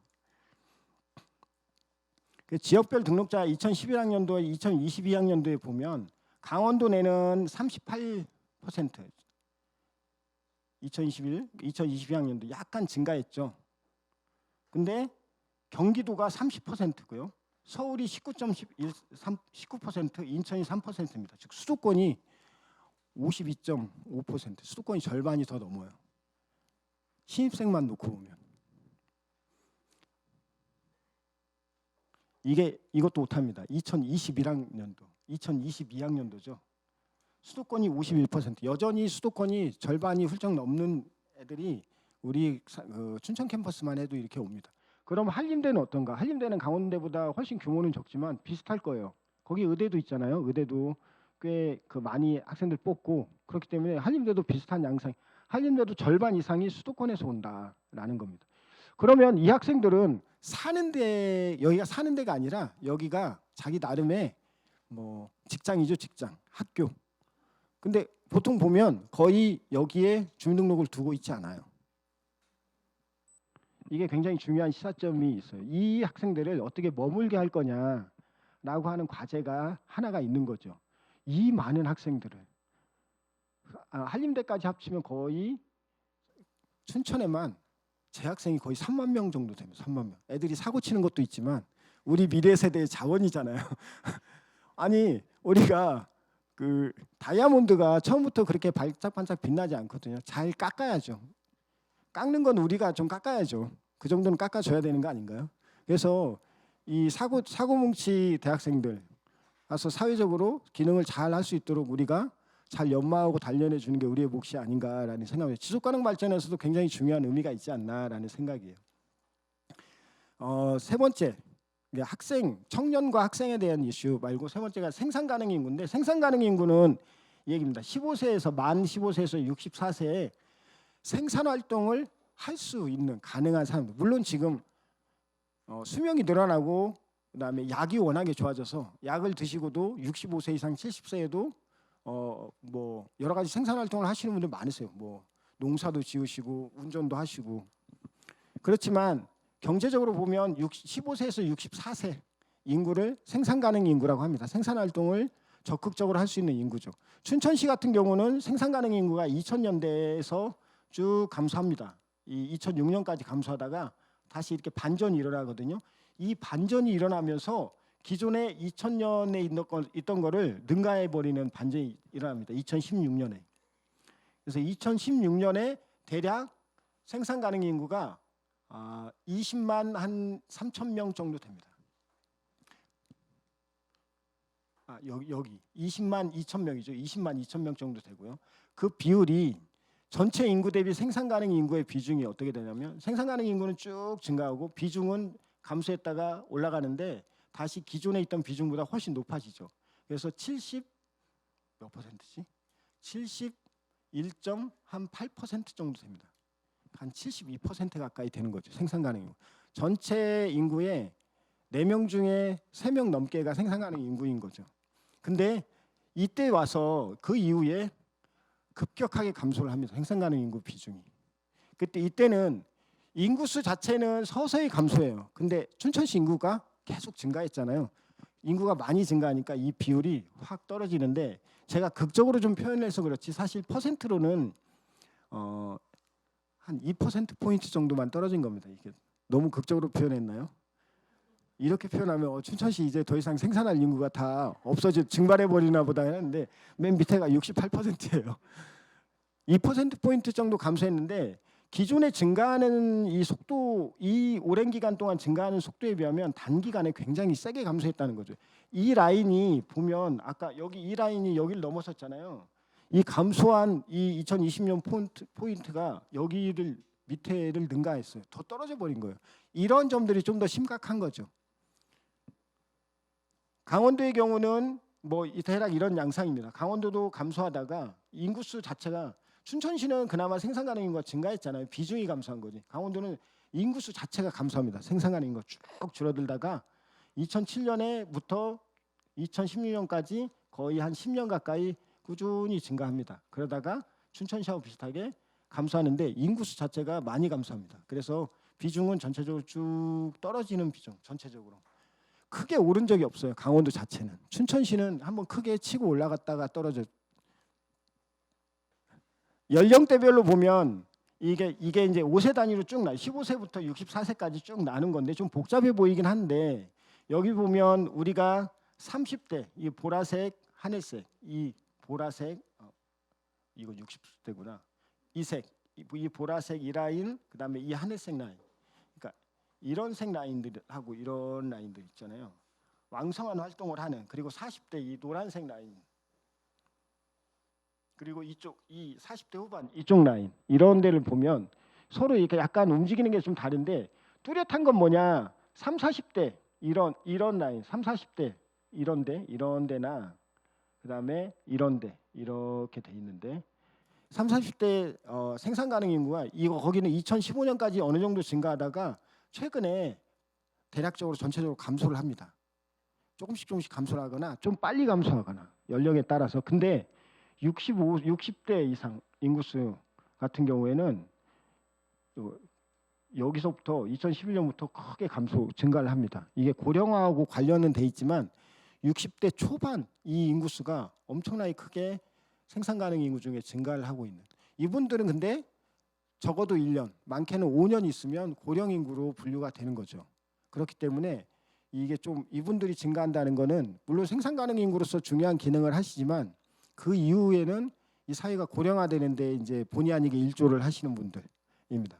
그리고 15세 이상 인구도 이런 식으로 나중에 감소를 하죠. 그래서 이 15세, 20세 같은 경우도 서로 패턴은 다른데 20대는 그나마 최근 들어서 좀 유지를 하는데요. 15세, 그다음에 30대, 40대는 여기까지 조금 증가하다가 얘는 여기서 증가했고요. 얘는 여기까지 증가했고 서로 조금씩 다른데 그다음에 서서히 감소를 합니다. 이런 식으로 생산 가능 인구가 젊은 인구가 최근 들어서 감소를 하고 연령대가 높은 인구가 급격하게 증가하는 형태의 생산 가능 인구의 질적인 변화가 좀 있어요. 저희가 앞서서 생산 가능 인구, 즉 이 지역 사회가 먹고 살 때 중요한 인구, 가장 중요한 인구, 아까 얘기한 허리 부분에 해당하는 분들이거든요. 그 부분에 대한 거는 뭐 생산 가능 인구는 일자리하고도 관련이 되고요. 그 생산 가능 인구가 연령이 좀 높으면 그 자녀들의 교육 문제나 주거 문제 같은 게 같이 해결이 돼야 이 생산 가능 인구가 그 지역에서 정착하면서 지속적으로 생산을 할 수 있고요. 그리고 그 후세대들이 나이를 먹으면서 다시 생산 가능 인구로 편입이 돼요. 근데 이제 보통 제가 이제 주거 이동이나 그런 연구를 굉장히 많이 했는데 보면 보통 사람들이 아까 인구 이동이나 또는 우리 주민등록 요새 행정복지센터라고 동사무소라고 안 하고 뭐라고 행정복지센터에 우리 이사하고 나면 전입신고를 하잖아요. 그런 자료들이 이제 전국적으로 다 축적이 되는데 그거를 분석을 해보면 아버지 때나 내가 살았던 데에서 사람들이 이사를 하더라도요. 그 주변 지역으로 거의 대부분 이사를 합니다. 굉장히 패턴이 매우 뚜렷한데요. 그렇기 때문에 사람들은 젊었을 때는 그나마 조금 멀리 이동하려고 하는데 좀 나이가 조금 30대만 40대만 되더라도 그 주변까지밖에 잘 안 가요. 아예 안 가거나. 그래서 그 아버지 때 생산 가능 인구를 얼마나 이 사람들 우리가 이 지역 사회에 뿌리 내리고 살게 하느냐가 후세대까지 저는 영향을 미친다라고 생각을 하고 있거든요. 지금 그쪽 연구를 조금 더 하려고 하고 있는데 사람들이 그 일자리를 찾아서 이동하는 패턴을 보면 그게 뚜렷하게 보입니다. 그 다음에 생산 가능 인구 이후에 이제 여기서 이제 연세 드신 분들은 좀 있으시겠지만 이제 손자 손녀에 대한 얘기입니다. 손자 손녀 있으시죠? 없으신가요? 없으면 저출산 문제가 심각하다는 얘기로 이제 갈 거고요. 있으시다면 이제 신생아 얘기에 대해서 좀 할 겁니다. 새로 태어나는 여기서 얘기하는 합계 출산율이라고 하는 개념인데 아마 아시는 분들은 대부분 아시겠지만 좀 왜 출산율에 합계라고 하는 걸 붙였느냐 좀 궁금해하시는 분들도 있으세요.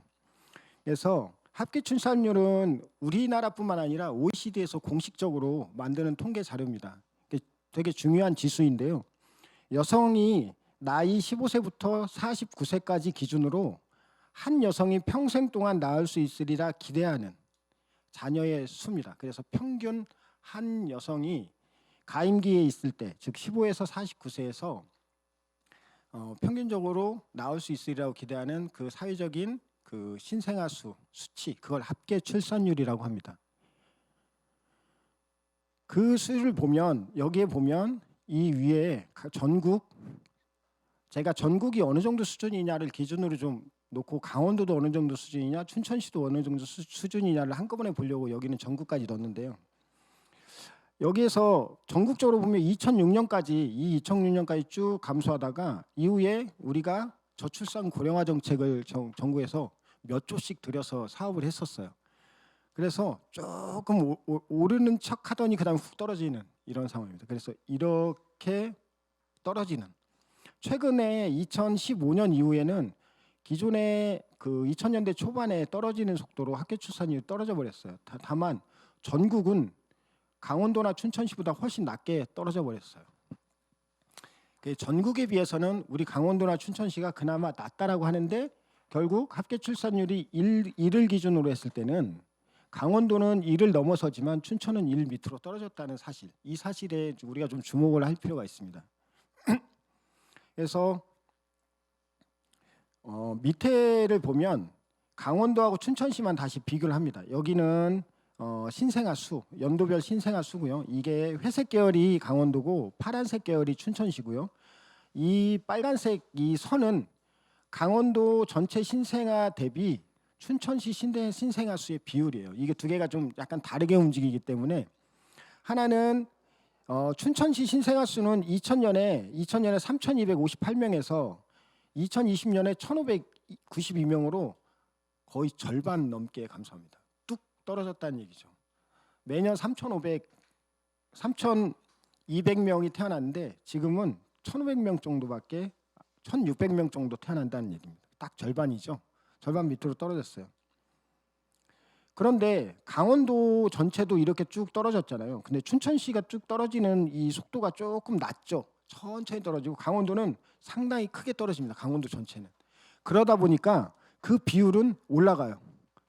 강원도 전체에 태어나는 출생아들 대비 출생아들 중에 춘천시에서 태어난 출생아들 비율은 절대적인 수는 떨어지지만 비율은 올라가요. 즉 강원도에서 춘천시나 원주시 또는 강릉시에서 태어나는 출생아들이 거의 대부분 강원도의 출생아 수의 대부분을 차지하지 않느냐, 그렇게 우리가 예상이 됩니다. 즉 그래서 그 다음으로 이제 들어가면 이제 다문화 또는 다인종, 우리나라가 옛날에 여기 연세를 조금 드신 분들은 그 한민족이라고 하는 얘기를 우리 여기 귀에 엄청 따갑게 들었어요. 그러니까 한민족 국가가 굉장히 좋은 줄 알았거든요. 근데 실제로 보면 많은 전문가들도 그렇고 요새 우리가 가치가 되게 다양화되고 다양한 해외 국가에서 사람들이 오는 여러 가지 이제 경로를 통해서 오고요. 저 같은 경우도 박사과정을 미국에 가서 공부를 했을 때 느꼈던 여러 가지 감정들이 있는데 미국 같은 데는 대표적으로 다인종 국가입니다. 미국의 경쟁력 중에 하나예요. 그 다인종이라고 하는 게 생각보다.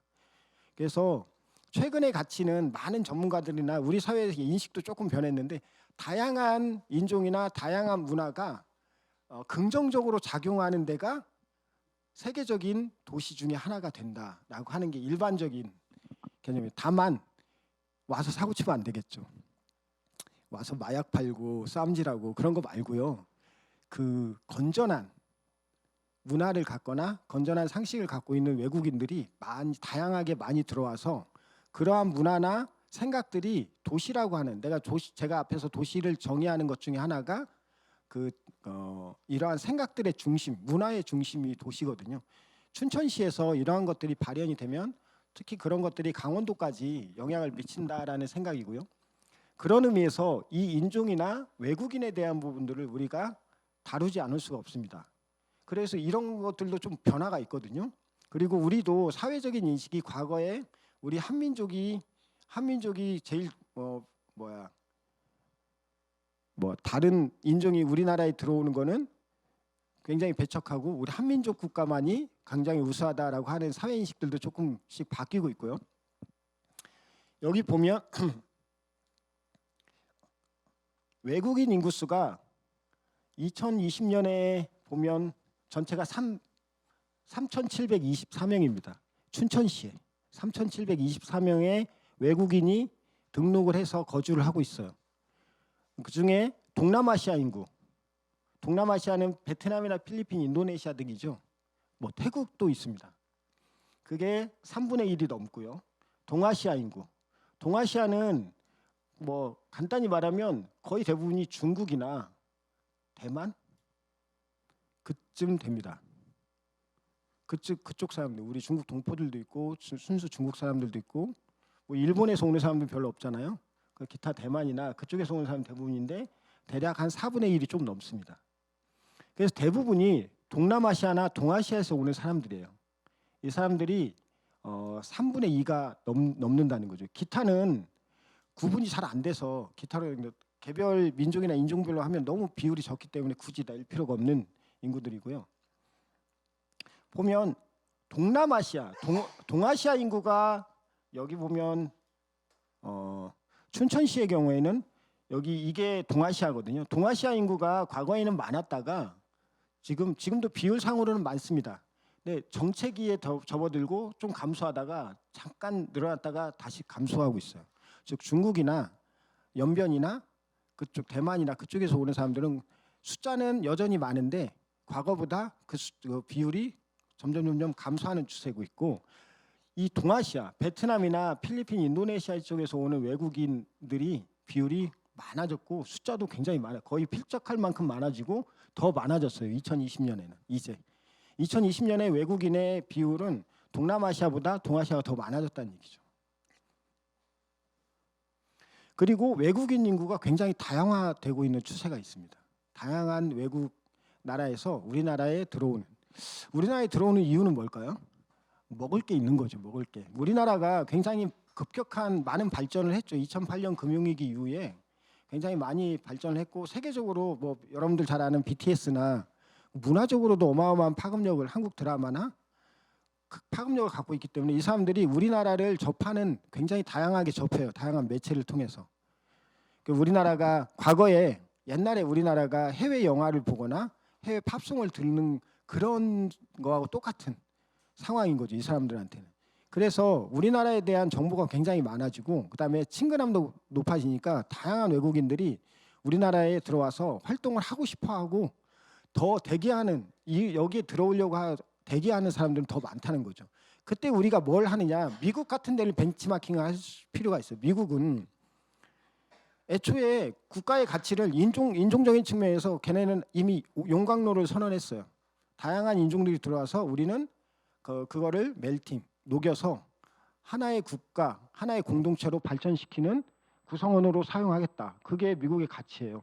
근데 미국은 그렇게 함으로써 아무것도 없는 그 넓은 대륙에 있는 곳을 지금 이 전 세계의 1위 국가로 만든 게 그 저력이 그 다인종입니다. 다인종의 문제. 근데 또 하나는 제가 유학을 갈 때 굉장히 까다롭게 심사를 해요. 그래서 우리도 그 대기하는 사람들이 양질의 우리나라에 와서 양질의 기여를 할 수 있도록 그런 사람들만 뽑아가거든요. 미국에서 이민자를 받을 때 기본적으로 자산이 얼마 있느냐, 학력이 어느 정도냐, 이 한국에서 너는 어떤 고급 기술을 갖고 있느냐. 고급 기술을 갖고 있는데 그 사람의 고급 기술이 요새 말하는 4차 산업혁명이나 뭐 원자력 기술이나 항공 기술에 가까울수록 그 사람들은 그냥 데려갑니다. 굉장히 빨리 프로세스도 빨리 해주고 안 그런 사람은 6개월, 1년 걸려요. 답이 없어요. 가면. 근데 이 사람들은 1, 2개월 내에 그냥 다 처리가 돼요. 빨리 오라는 얘기죠. 우리도 결국은 한민족에서 이제 다인종을 인정하지 않을 수 없고요. 그 다인종 중에도 그 동남아시아나 동아시아 쪽에서 우리가 1차 또는 기초 의료, 기초 서비스만 하는 인종이 아니라 보다 양질의 강원대 학교면 대학교에서 공부를 할 수 있는 석박사 과정에서 공부를 할 수 있거나 학부 과정에서 공부를 해서 우리가 지역사회에 기여를 할 수 있도록 키운다든가 거기에서 고급 자기 전문 지식이나 기술을 갖고 있는 사람들을 중심으로 받아들인다든가 그런 적극적인 그 전략을 택할 필요가 있습니다. 그런 것들이 많이 해서 긍정적인 효과가 발생하면 우리나라 도시들이 지방 소멸을 좀 덜 걱정하고 한 번 더 도약할 수 있는 기회가 될 거라고 생각을 해요. 개인적으로는 또 하나 더 있습니다. 빨리 통일을 해야 된다. 통일을 하면 우리의 먹거리가 더 커질 거다. 그 통일에서 강원도의 역할은 굉장히 중요한 거죠. 물론 춘천시도 일부는 저기 접경 지역에 속해 있잖아요. 굉장히 저는 중요하다고 생각을 합니다. 우리가 두 번째 도약을 하는 거. 근데 통일은 당장 될 것 같지 않아요. 그러면 안 되는 거 이렇게 계속 이렇게 안 떨어지는 감 입만 벌리고 있을 거예요? 그건 아니죠. 당장 우리가 따먹을 수 있는 과실들 그것 중에 하나가 다인종이나 이런 문제 이런 것들을 우리가 좀 적극적으로 찾아봐야 되지 않느냐. 이게 굉장히 지속가능 발전에서도 의미가 있다라는 겁니다. 왜냐하면 지속가능 발전의 목표에 보면 평등에 대한 문제나 불평등 감소에 대한 문제가 있거든요. 이런 이런 인종이 다양해지면 여러 가지 부차적인 나쁜 효과들이 있어요. 갈등이 있죠. 문화가 충돌하면 첫 번째 생각하는 건 서로 융합이 되는 게 아니라 일단 갈등부터 시작이 되거든요. 그런 것들 우리가 어떻게 우리 사회가 얼마나 받아들일 수 있느냐. 잘 받아들일 수 있으면 그런 고급 기술 인력을 데려다가 우리나라에 도움이 되게끔 쓸 수 있고 춘천에 도움이 될 수 있게끔 쓸 수 있다는 얘기죠. 어쨌든 이 지역별 외국인 인구는 분명히 계속 늘어날 것이다. 이걸 우리가 어떻게 대응을 할 것이냐, 어떻게 잘 써먹을 것이냐 굉장히 중요하다고 생각을 하고요. 그다음에 우리가 평등 또는 배려의 관점에서 장애인에 대한 부분도 고려하지 않을 수가 없습니다. 사회의 지속가능한 발전의 사회적 지속가능성에서는 우리가 사회적으로 좀 불편한 분들 그런 분들에 대한 우선적인 배려는 꼭 필요하다고 저는 개인적으로 생각을 하고 이런 것들은 우리 사회도 어느 정도 합의가 됐다고 생각을 하거든요. 2020년에 춘천시 장애인 인구 등록한 인구는 15,000명 정도 됩니다.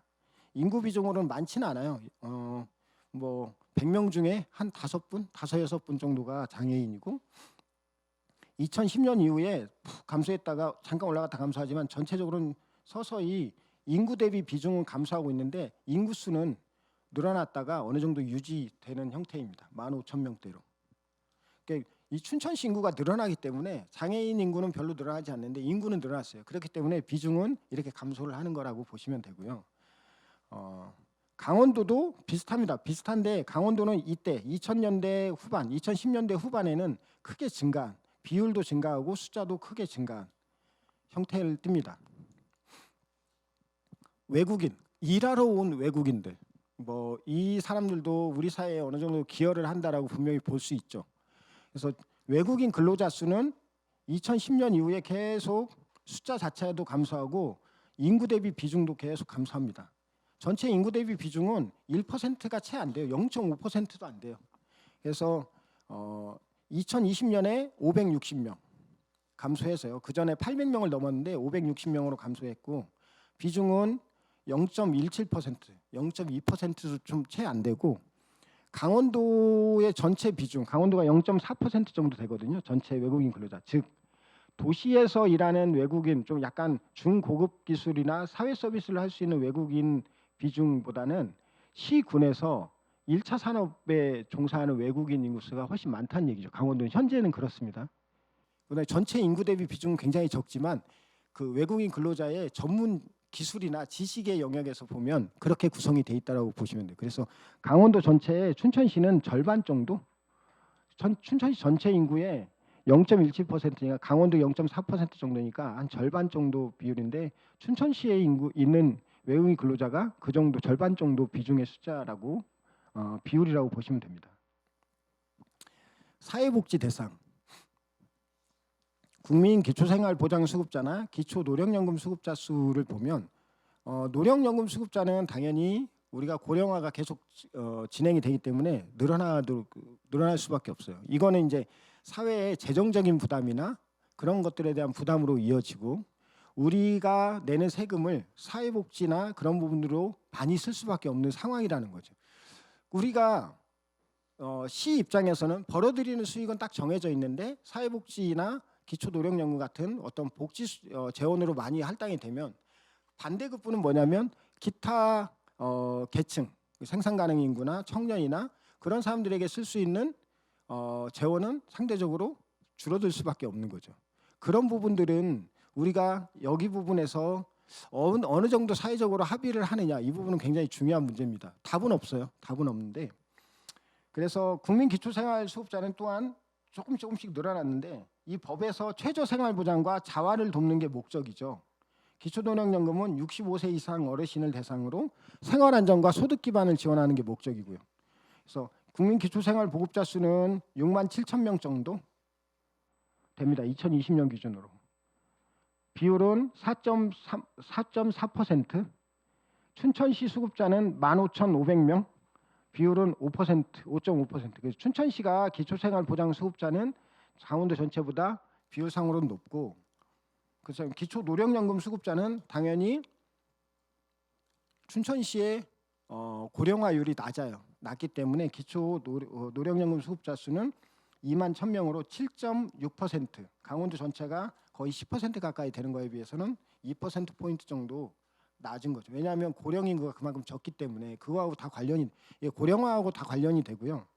그리고 이 고령화는 그 일자리나 재원, 시의 재원을 어떻게 활용하느냐하고도 아주 밀접하게 관련이 됩니다. 여기서부터는 제가 인구나 그 부분에 대해서 얘기를 하다 보니 그러면은 가구나 주택에 대한 부분을 얘기하지 않을 수가 없어요. 우리가 헌법에서 보장한 주거는 헌법에서 보장한 기본권 중에 하나거든요. 그렇게 접근을 하는 차원에서 보면 춘천시가 대략 어떻게 변했는지 정도만 앞에 인구보다는 좀 더 간략하게 얘기를 하도록 하겠습니다. 가구 수, 총 가구 수는 계속 늘었어요. 춘천시도 늘었고 강원도도 늘었어요. 춘천시는 인구가 늘었고 강원도도 인구가 늘어서 가구 수가 늘 수 있겠구나라고 하는데 그 안에 내용을 보면 좀 다릅니다. 즉 가족 단위 가구, 3인이나 4인 가구 비중은 계속 떨어져요. 전체 가구 수 대비. 이게 사회적인 추세인데 1인 가구가 크게 증가합니다.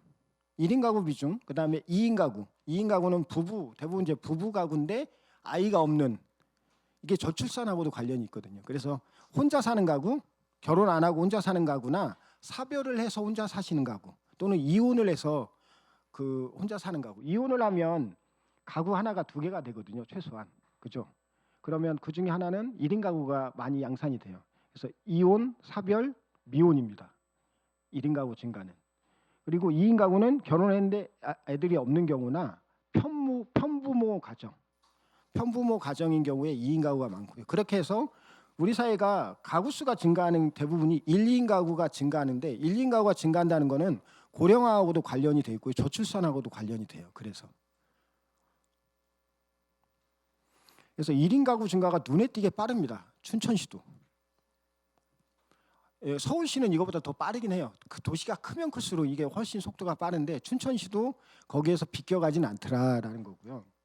그다음에 다문화 가구수. 다문화 가구수 같은 경우는 다문화 가구는 2개 이상 문화를 갖는 사람들이 한데 모여서 이루는 가정이나 가구를 다문화 가정 또는 다문화 가구라고 하는데, 춘천시 다문화 가구는 2017년까지 이렇게 쭉 이 숫자도 감소하고 비율도 좀 감소합니다. 그러다가 최근 들어서 숫자도 늘어나고 비율도 늘어나요. 그러니까 다문화 가정을 이루는 가정들이 최근에 들어서는 최근 한 3, 4년 동안에는 꾸준히 증가했다라고 하는 겁니다. 이 부분은 우리가 이거를 사회적 차원에서 어떤 배려의 차원에서 접근할 것, 배려와 포용의 차원에서 접근할 것이냐, 아니면 이 가구를 다른 관점에서 일단 일반 가구 수와 똑같은 가구로 일반 가구로 접근할 것이냐, 그거에 따라 좀 다르지만 어쨌든 중요한 건 배려와 포용의 문제. 이 사람들이 와서 적응을 하고 그다음에 사회 구성원으로서 제 역할을 할 수 있도록 만드는 게 1차적인 우리 사회의 역할이겠죠. 그래서 어쨌든 그래서 2020년에 1,410가구입니다. 전체의 1.23%. 아까 외국인 가구보다는 한 10배 정도 많아요. 10배 가까이 많아요. 강원도 다문화 가구는 8,900가구인데 1.34%. 그래서 춘천시가 다문화 가구가 비율이 강원도 전체보다는 좀 적습니다. 아까 얘기한 것처럼 외국인 근로자가 질적으로는 춘천시에 있는 외국인 근로자와 기타 15개 시군에 있는 외국인 근로자가 아니라 외국인 가구 수가 조금 양상이 좀 다른 것처럼 여기도 다문화 가구도 좀 이 비율이 춘천시가 상대적으로 조금 적습니다. 강원도 전체보다. 그거하고 관련이 있겠죠. 외국인 가구 수는 아까 앞에서 본 거는 인구수예요. 인구수고 이건 가구수인데요. 가구수는 2005년 이후에 아주 빠르게 증가합니다. 최근 들어서 조금 속도가 좀 낮아지긴 했지만 숫자 자체는 계속해서 증가를 합니다. 2020년에 1,597가구, 약 1.33%고요. 강원도도 전체적으로 거의 비슷해요. 춘천시와 거의 비슷하게 증가를 하고 있습니다. 이게 이제 외국인 인구가 계속해서 증가한 거하고 외국인 가구가 증가한 거는 거의 비슷한 추세죠. 외국인 가구가 인구가 1인 가구가 다 아닌 이상 그 사람들도 가족이 있고 한 가구를 형성하면 4인 가족도 한 가구고요. 1인 가족도 한 가구예요. 여기선 그래서 가구는 인구와 좀 개념이 조금 다르긴 합니다만 어쨌든 이런 식으로 강원도와 춘천시가 굉장히 비슷하게 패턴을 나타내는데 이게 증가한다는 거죠. 이 증가한다는 부분은 앞으로도 증가할 가능성이 매우 높다라고 하는 부분에 주목을 할 필요가 있습니다. 그리고 여러분들이 조금 최근 들어서 왜요? 최근에 들어서 춘천시에 주택이 많이 공급이 되고 가격도 좀 오른다. 그래서 아마 여러분들이 주택을 관심도 있으실 텐데 개략적인 상황은 이렇습니다. 제가 접근하는 여기서의 주택은 사고 팔고 하는 주택의 개념보다는 사는 곳의 개념으로서의 주택입니다. 아주 기본적인 거죠. 그래서 주택 변화를 보면 총 주택 수는 이렇게 강원도, 춘천시인데 강원도는 64만 호 정도 되고요. 춘천시는 한 10만 호 정도 됩니다. 춘천시는 이렇게 거의 조금씩 증가를 했고 강원도는 전체적으로 보면 증가 속도가 훨씬 빠릅니다. 아파트가 전체 주택에서 아파트가 대부분을 차지하는데 우리나라는 거의 아파트 공화국이죠. 거의 70% 가까이 아파트예요. 춘천시. 10채 중에 3채가 일반 주택이고 7채가 아파트입니다. 그러면 얼마나 많이 공급이 됐느냐. 사람들이 적어도 살 곳은 있어야 되잖아요. 살 곳 정도는 마련을 해놨느냐. 춘천시 전체적으로. 저는 개인적으로 집이 있느냐 없느냐 그거보다 시의 전체. 시가 계속적으로 발전해 나가려면 그 사는 곳, 살아가는 곳은 굉장히 중요합니다. 이건 헌법이 보장돼 있기 때문에 무조건 공공이든 개인이든 해결을 해야 돼요. 우리가 집 없이 뭘 할 수 있어요? 옷을 입지 않고 밥을 먹지 않고 뭘 할 수 있어요? 그래서 그 세 가지가 보장이 돼야 되잖아요. 그래서 주택은 이 공급이 기본적으로 굉장히 중요한데 주택 보급률은 주택이 필요한 가구에 주택이 얼마나 공급됐느냐 이거를 한 수치로 나타내는 어떤 비율입니다. 그래서 총 주택 수를 가구 수로 나누면 되는 비율인데 이게 100%면 100가구에게 100호가 공급됐다는 얘기예요. 그래서 보면 100이 훨씬 넘죠.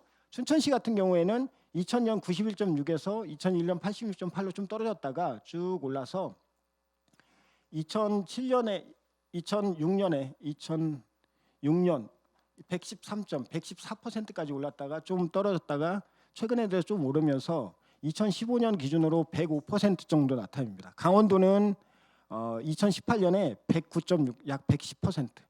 강원도는 여기보다 조금 춘천보다 좀 높아요. 그러다가 110% 정도 됐고 춘천시는 105% 정도 됐습니다. 그래서 2008년 이후에 꾸준히 2008년 금융위기 이후에 꾸준히 증가하고 최근에는 증가 속도가 조금 더 빨라졌어. 이때 아마 나중에 계산을 해보면 이게 통계에 안 나와 있어서 그래요. 더 크게 증가했을 겁니다. 그래서 거의 춘천시는 110% 정도에 달하지 않느냐. 근데 주택 보급률이 110%면 간단히 생각하면 노는 주택이 10%나 된다고요? 그렇게 생각할 수 있는데 주택 보급률은 미국 같은 데도 그렇고 우리나라 같은 경우에는 제가 알기로는 명확한 이 이상적인 주택 보급률 기준은 없는데 최소한 110에서 115% 정도는 돼야 되고요. 미국은 한 120% 생각을 하고 있습니다. 그게 왜 그러냐면 일시적으로 우리가 이동할 때 잠깐 빈집으로 있거나 미분양돼서 있는 잠시 미분양돼 나중엔 분양이 되겠죠. 그런 주택들도 있고 그래서 그다음에 우리가 갈 때 항상 치밀한 여러분들은 내가 갈 집에 이미 비어 있고 내가 비울 집에 다른 사람이 들어오고 그걸 정확하게 계산을 해서 다다다닥 내가 가면 샥샥 들어오고 샥샥 나가고 그렇게 이사업체도 부르고 그렇게 이사를 하시잖아요. 근데 저같이 아무 생각 없는 사람은 내가 나가면 여기 들어올 사람은 한참 있다 들어와. 내가 들어간 집에 나간 사람은 딴 데에 또 가 있어. 그러면 이 집이 또 비어 있잖아요. 그런 일시적으로 비어 있는 집들까지 주택 보급률을 원래 다 잡혀야 돼요. 그래서 안정적으로 선진국에서는 120%. 그러니까 100채에서 한 2채 정도는 잠시 비어 있어도 괜찮다라고 생각을 하는 겁니다. 그래서 우리가 이렇게 보면 춘천시도 조금 더 주택이 공급이 돼야 됩니다. 안정적으로 하려면 이런 부분들은 우리가 이제 살아가는 공간으로서 우리가 기본적으로 해소해야 될 거고 그러면 반대로 빈집이 잠시 감소하다가 쭉 늘어나서 지금 최근에 2019년에 10,000호가 넘었어요. 춘천시에도. 사람이 살지 않는 집, 일시적으로 비어있는 집도 다 빈집으로 하는데요. 강원도를 보세요. 강원도는 더 극적입니다. 2019년까지 엄청나게 늘어나다가 2020년에 비슷하게 유지를 하고 있는 형태입니다. 근데 강원도의 인구가 늘어났다고 했잖아요. 춘천시도 인구가 늘어났고. 왜 근데 빈집은 계속 2017년부터 이렇게 계속 증가를 했을까요? 집은 짓는데 그 집에 안 들어가는 사람들도 있고 일시적으로 비어있는 집 그다음에 퇴거를 했는데 딴 데로 이사 갔는데 이 집에 사람이 살 만한 집이 아닌 거예요. 그래서 춘천 시내 돌아다니다 보면 구시가지에 빈집들 많이 있죠. 그런 집들이 다 빈집으로 잡히는데 그런 집들은 아주 극적인 거고 멀쩡한데 오랫동안 비어 있는 집도 있습니다. 뭐 세컨하우스로 쓰는 경우도 있고 미분양된 데도 있고 뭐 그렇습니다. 춘천 시내 빈집은 약 8% 정도 되고요. 강원도는 10%가 넘어요. 13%가 넘어요. 그래서 시군 정도에 가면 이 빈집이 상당히 심각하다는 얘기예요. 빈집은 그 자체로서 심각한 것도 있지만 빈집이 생기면 좀 어려운 얘기로 그 깨진 유리창 이론이라고 하는 게 있습니다. 뭐냐면 그 범죄 심리학자가 실험을 했는데 어떤 미국에 있는 주택가에 자동차를 놔두고 자동차를 멀쩡한 거 아주 새 거를 놔두면 얘를 누구 아무도 안 건든대요. 근데 얘가 되게 더럽거나 유리창이 하나 딱 깨지는 순간 자동차가 바퀴를 어느 날은 바퀴를 다 새벽하고 다음 날은 저기 백미러나 그 안에 있는 핸들 다 새벽하고 안에 오디오 뭐 그런 거 다 새벽 그랬더라는 거예요. 그래서 빈집이라고 하는 건 그 유리창에 깨진 부분입니다. 지역사회에서 빈집이 몇 군데가 생기면 그 주변 지역이 굉장히 악영향을 받게 돼요. 그래서 그 지역의 발전에 굉장히 중요한 영향을 미치고 그래서 빈집을 많이 양산하는 게 아니라 적정한 빈집의 상태를 어떻게 유지하느냐 그 빈집을 그리고 어떻게 우리가 사회적으로 활용을 할 수 있느냐 집이 필요한 사람에게 알고 보면 집은 필요한데 제대로 집에서 살지 못하는 사람들이 주변에 굉장히 많거든요. 근데 빈집은 빈집대로 있어. 이게 굉장히 사회적으로 언뜻 보기에 비상식적이죠. 이런 부분들을 어떻게 이런 부분을 해결하면 두 가지 효과가 있죠. 하나는 집이 필요한 사람에게 집을 줄 수 있고 다른 하나는 깨진 유리창을 막을 수가 있어요. 그 지역사회에 미치는 악영향 자체를 차단할 수 있는 효과가 있습니다.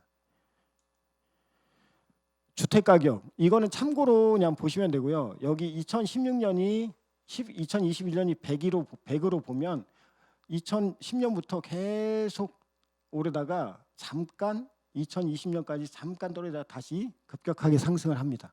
매매 가격이. 전세 가격도 비슷합니다. 전세 가격은 비슷한데 여기에서 2020년에 잠깐 조금 떨어졌다가 다시 확 올라갔어요. 이때 이제 여러 가지 이제 규제 정책 때문에 잠깐 떨어졌다가 그 다음에 원 상태를 이미 더 아마 올라갈 가능성이 있습니다. 이 주택 가격이나 매매 가격은 새로 집이 필요한 사람들, 대부분 다 새로 집이 필요한 사람들은 어떤 사람들이냐?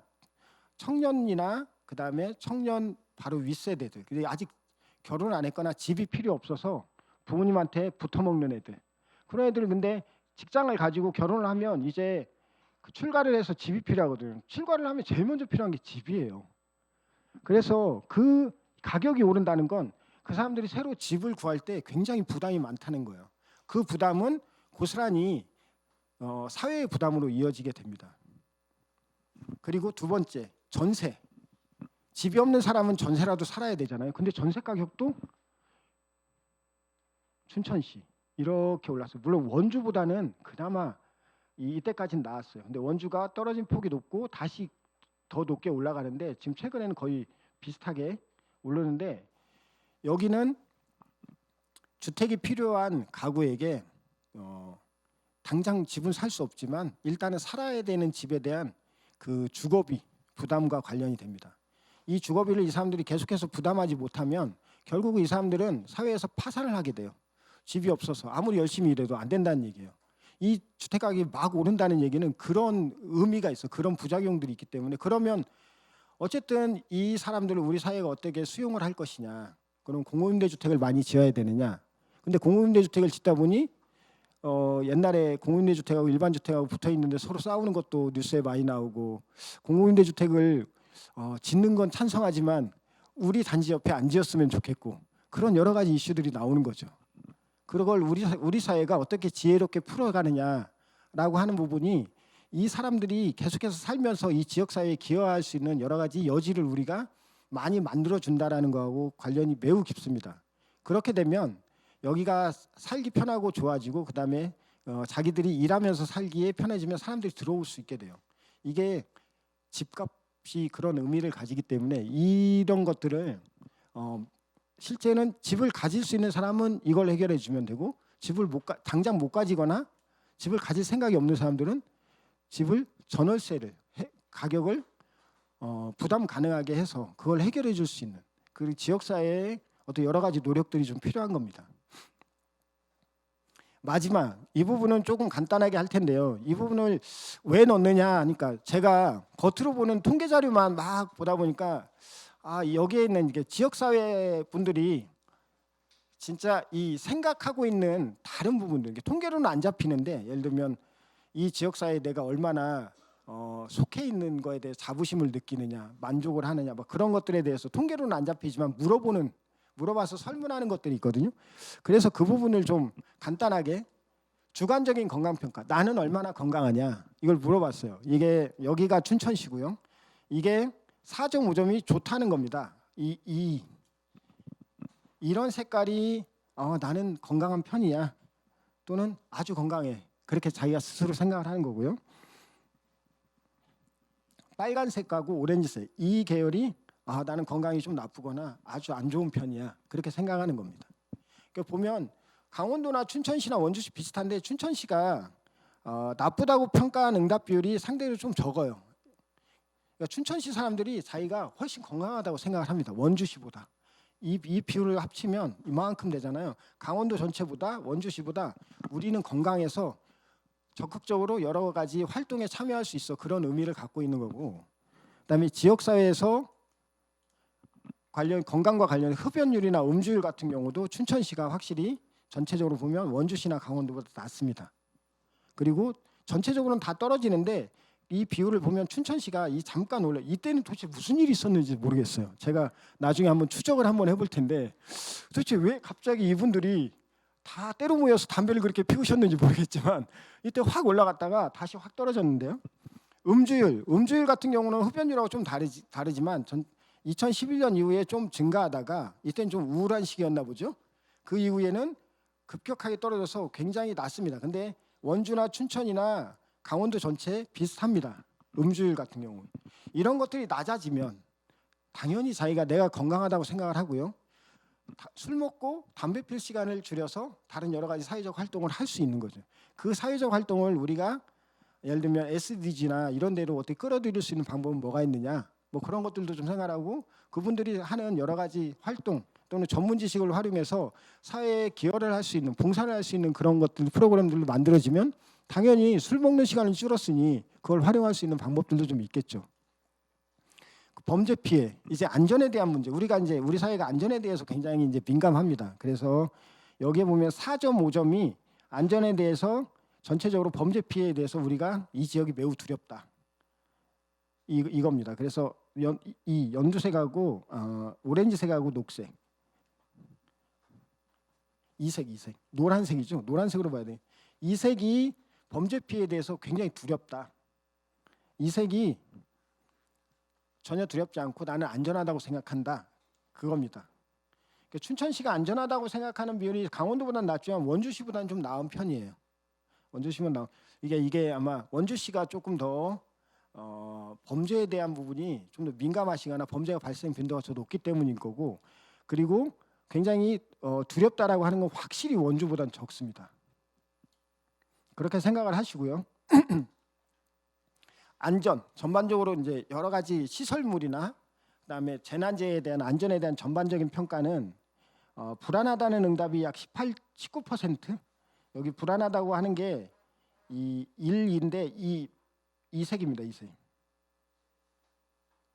근데 강원도나 원주시보다 살짝 낮아요. 불안하다고 하는 것들이 좀 낮고 범죄 피해에 대한 것도 두려움도 좀 낮은 편이고 전체적으로 이제 안전하고 범죄도 좀 적다고 생각을 하고, 그래서 야간 활동이나 그런 것들에 대해서 좀 더 적극적으로 할 수 있는 그 일반 이거는 이제 사회적 자본이라고 하는, 사회적 자본은 공동체 구성원들이 눈에 보이지 않는 어떤 것들을 서로 끈끈함을 만들어서 공동의 목표를 달성하는 데 사용할 수 있는 거.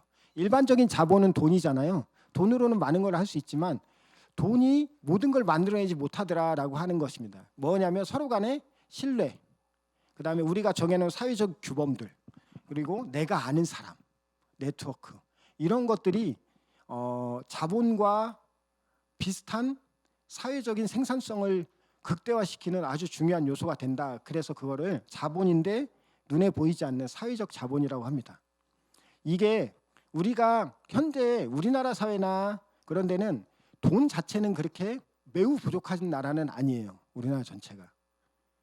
우리나라가 그거를 조금 더, 그다음에 춘천시가 그거를 좀 더 이 지역의 사회적 지속 가능성 또는 지속 가능한 발전을 높이기 위해서는 이 공동체 의식이라고 하는 것들이 매우 중요할 때가 됐어요. 그래서 아까 제가 얘기한 거 외국인, 다문화, 장애인에 대한 얘기가 있고, 그다음에 일반 가구에 대한 얘기를 했는데 그 공동체, 이 공동체의 상호 간에 어떻게 신뢰를 하고 서로 간에 어떻게 지킬 수 있는 규범을 만들어 서로 지키고, 그다음에 내가 아는 선한 사람들의 전문 지식이나 그 사람들의 역량을 같이 결집시켜서 이 지역사회 발전에 사용할 것인가, 이게 사회적 자본입니다.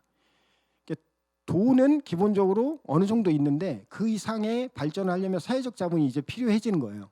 우리가 아마 춘천시도 이제는 사회적 자본이라고 하는 것들을 좀 더 적극적으로 만들어내야 될 시기다라고 하는 게 제 개인적인 판단이고요.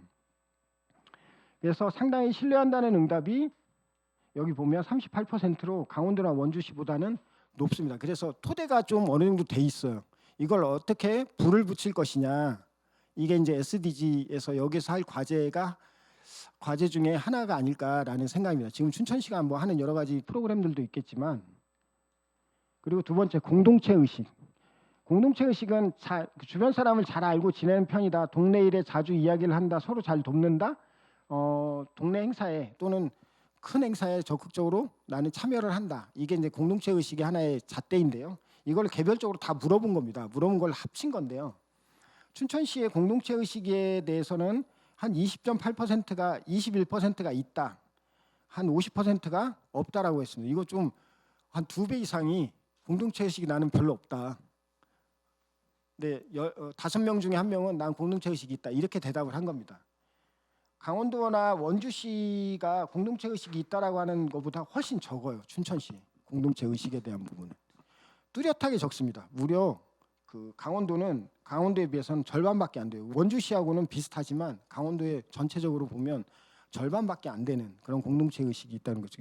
이게 도시의 특징이기도 합니다. 도시는 뭐 익명성 같은 게 보장이 되기 때문에 그런 문제일 수도 있겠지만 여기서 이제 우리가 사회적 자본으로서 주변 사람들에 대한 신뢰나 공동체 의식을 어떻게 향상화를 시킬 것인가 이 부분도 지속 가능한 발전에서 중요하게 다뤄야 되는 여러 가지 프로그램이나 사업이 될 겁니다. 그리고 나는 어떤 계층에 속하느냐 강원도 춘천시 같은 경우는 이런 색인데요. 대부분 63%가 나는 중산층에 속한다. 또는 33%는 저소득층에 속한다. 하류계층에 속한다라고. 생각보다 나는 상류층에 속한다라고 하는 게 4% 정도밖에 안 된다는 거예요. 이렇게 생각을 하고 계시다는 거예요. 근데 강원도 전체적으로도 비슷합니다. 비슷한데 춘천시가 저소득층이라고 생각하는 게 좀 더 낮고요. 중산층이라고 생각하는 비율이 조금 더 높습니다. 그렇게 크진 않지만. 그리고 지역 정체성, 지역에 대한 소속감이 어떠냐. 춘천시의 경우에는 지역에 대한 소속감이 매우 있거나 약간 있다는 게 거의 대부분입니다. 다만 강원도나 원주시도 비슷한데 원주시보다는 춘천시가 그 소속감이 조금 더 높아 보입니다. 원주시보다. 그 소수 집단에 대해서 받아들일 수 없다. 이웃, 직장 동료, 친구, 배우자 중에 하나다. 그러면 여기는 뭐냐면 내 근처에 있는 사람으로 나는 벌써 그 사람들하고 교감이 있다. 그 얘기고 난 그건 받아들일 수 없다. 이렇게 생각하는 거예요. 예를 들면 장애인이나 결손가정 자녀의 경우에는 한 2%나 2.6%에서 나는 그걸 내 주변의 사람으로 받아들일 수 없다고 나머지 98%는 내 이웃이나 친구나 배우자나 그렇게 해도 좋다. 그렇게 생각을 하고 있는 겁니다. 매우 양호한 그 소수 집단에 대한 태도고 사회적 포용력이긴 한데 여러분들이 여기서 보기에 두 가지가 눈에 띕니다. 총 세 가지인데요. 전과자 받아들일 수 없다. 76%. 이게 춘천시고요. 다른 데도 77이나 78 비슷합니다. 다만 전과자에 대해서 받아들일 수 없다라고 하는 부분은 어떤 전과를 갖고 있느냐에 따라 다르겠지만 그럴 수 있죠. 두 번째는 제가 집중해서 생각한 부분은 동성애자입니다. 받아들일 수 없다가 61%, 강원도는 거의 70%에 육박하고요. 원주시는 68%입니다. 춘천시가 동성애에 대해서 좀 더 포용적이긴 합니다. 60%와 거의 10%포인트 차이가 나는데 와 강원도나 원주시보다 훨씬 사회적 포용력은 더 높구나라는 생각. 이거는 이 게이 지수 또는 동성애자라고 하는 건 학술적으로 많이 논하긴 하는데 동성애자에 대해서 좀 더 포용력이 있구나라는 합니다. 동성애자는 이게 다른 꼭 제가 게이나 동성애자를 얘기하는 게 아니라 다른 소수 집단, 성적 소수 집단에 대한 포용력을 의미하는 거기도 하고요. 가장 극단적인 포용력에 속합니다. 우리가 알고 있는 다른 일반 계층들에 대해서 굉장히 우리가 포용적이에요. 장애인, 뭐 홈리스, 뭐 집이 없는 사람들. 근데 아주 그게 있는 게 동성애자나 게이입니다. 이 부분까지 우리가 사회적으로 어느 정도 수용한다라고 하면 그 사회는 굉장히 열려있는 사회라는 거를 제가 얘기한 게 아니라 리처드 플로리다라고 하는 창조도시, 전 세계적으로 창조도시를 처음 외친 사람이 있어요. 그게 플로리다라고 하는 사람인데 그 사람이 얘기한 창조도시를 얘기할 때 3T를 얘기했어요. 하나는 기술, 테크놀로지, 인재, 탤런트, 관용성, 탈러런스. 이 세 개가 잘 갖춰져 있는 데는 앞으로도 계속해서 잘 발전할 수 있는 창조도시의 전 세계적인 원형이 된다, 모범이 된다 라고 이 사람은 주장을 했는데 전 세계적인 학자고 지금도 굉장히 많이 인용이 됩니다. 이 사람이 근데 관용성의 지표로 가장 중요한 지표 중에 하나로 관용성의 대표 지표가 게이 지수 또는 보헤미안 지수예요. 뭐냐? 동성애자를 얼마나 사회적으로 포용해 주느냐. 그 사회는 창조도시의 세 가지 그 중요한 요소 중에 관용성을 충분히 확보하고 있다. 그러니까 나머지 인재, 그러니까 전문 지식이 있는 뭐 우리나라 청년이나 젊은 계층들, 그다음에 외국인 중에 젊은 지식이 있는 우수한 인재들, 그다음에 기술. 지금 4차 산업혁명과 여러 가지 우리가 강원도나 춘천 같은 데 의료 복합 같은 전문적인 기술들을 많이 국가에서 지원받고 개발을 하려고 하잖아요. 그런 부분만 결합이 되면 창조도시로서 거의 우리나라 전국 또는 전 세계적인 모범이 될 수 있는 도시가 된다라고 한 이 사람이 주장을 한 건데 전 세계적으로 많이 검증은 됐습니다. 이 이론 자체가 굉장히 많이 검증은 됐어요. 그래서 여기에서 하나 눈에 띄는 거는 여전히 받아들이지 못하는 게 훨씬 많구나. 6대 4로. 다만 강원도나 원주시에 비해서는 훨씬 더 열려있는 시구나. 강원도 내에서는 가장 열려있는 시가 아닐까라는 생각입니다. 이건 저는 개인적으로 이 부분이 이 표가 굉장히 마음에 들었어요. 그래서 빨간색으로 해놨죠. 마지막으로 저출산과 보육. 오타가 지금 몇 개 나왔죠. 그죠? 다 발견하셨나요? 보육인데요. 나중에 고칠게요. 여러분들의 주의력을 높이기 위해서 제가 일부러 했다는 거. 저출산 문제. 어떤 문제가 중요하냐? 여기서 제일 중요한 게 자녀 양육비, 출산비 확대 지원, 그다음에 육아휴직 같은 그런 것들을 전반적으로 보장해 줄 수 있는 시스템. 그러니까 막 탄력 근로제. 그러니까 애들 키울 때는 어떤 애들의 시간에 맞출 수밖에 없잖아요. 그럼 거기에 맞게 사회가 그 근로 시간을 조정을 해주되 일하는 시간만 8시간을 일하도록 집중해서 일하도록 하면 되잖아요. 뭐 그런 거에 대한 수요가 꽤 있다. 이건 기본적인 가장 중요한 부분이죠. 이렇게 생각을 하고 있답니다. 그리고 영유아 보육 문제.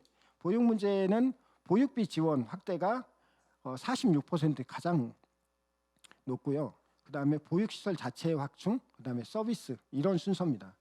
이렇게 이제 생각을 하고 계시다는. 그래서 보육 문제나 저출산 문제는 춘천시는 어떻게 생각을 하고 있느냐, 뭐 그런 거에 대한 얘기입니다.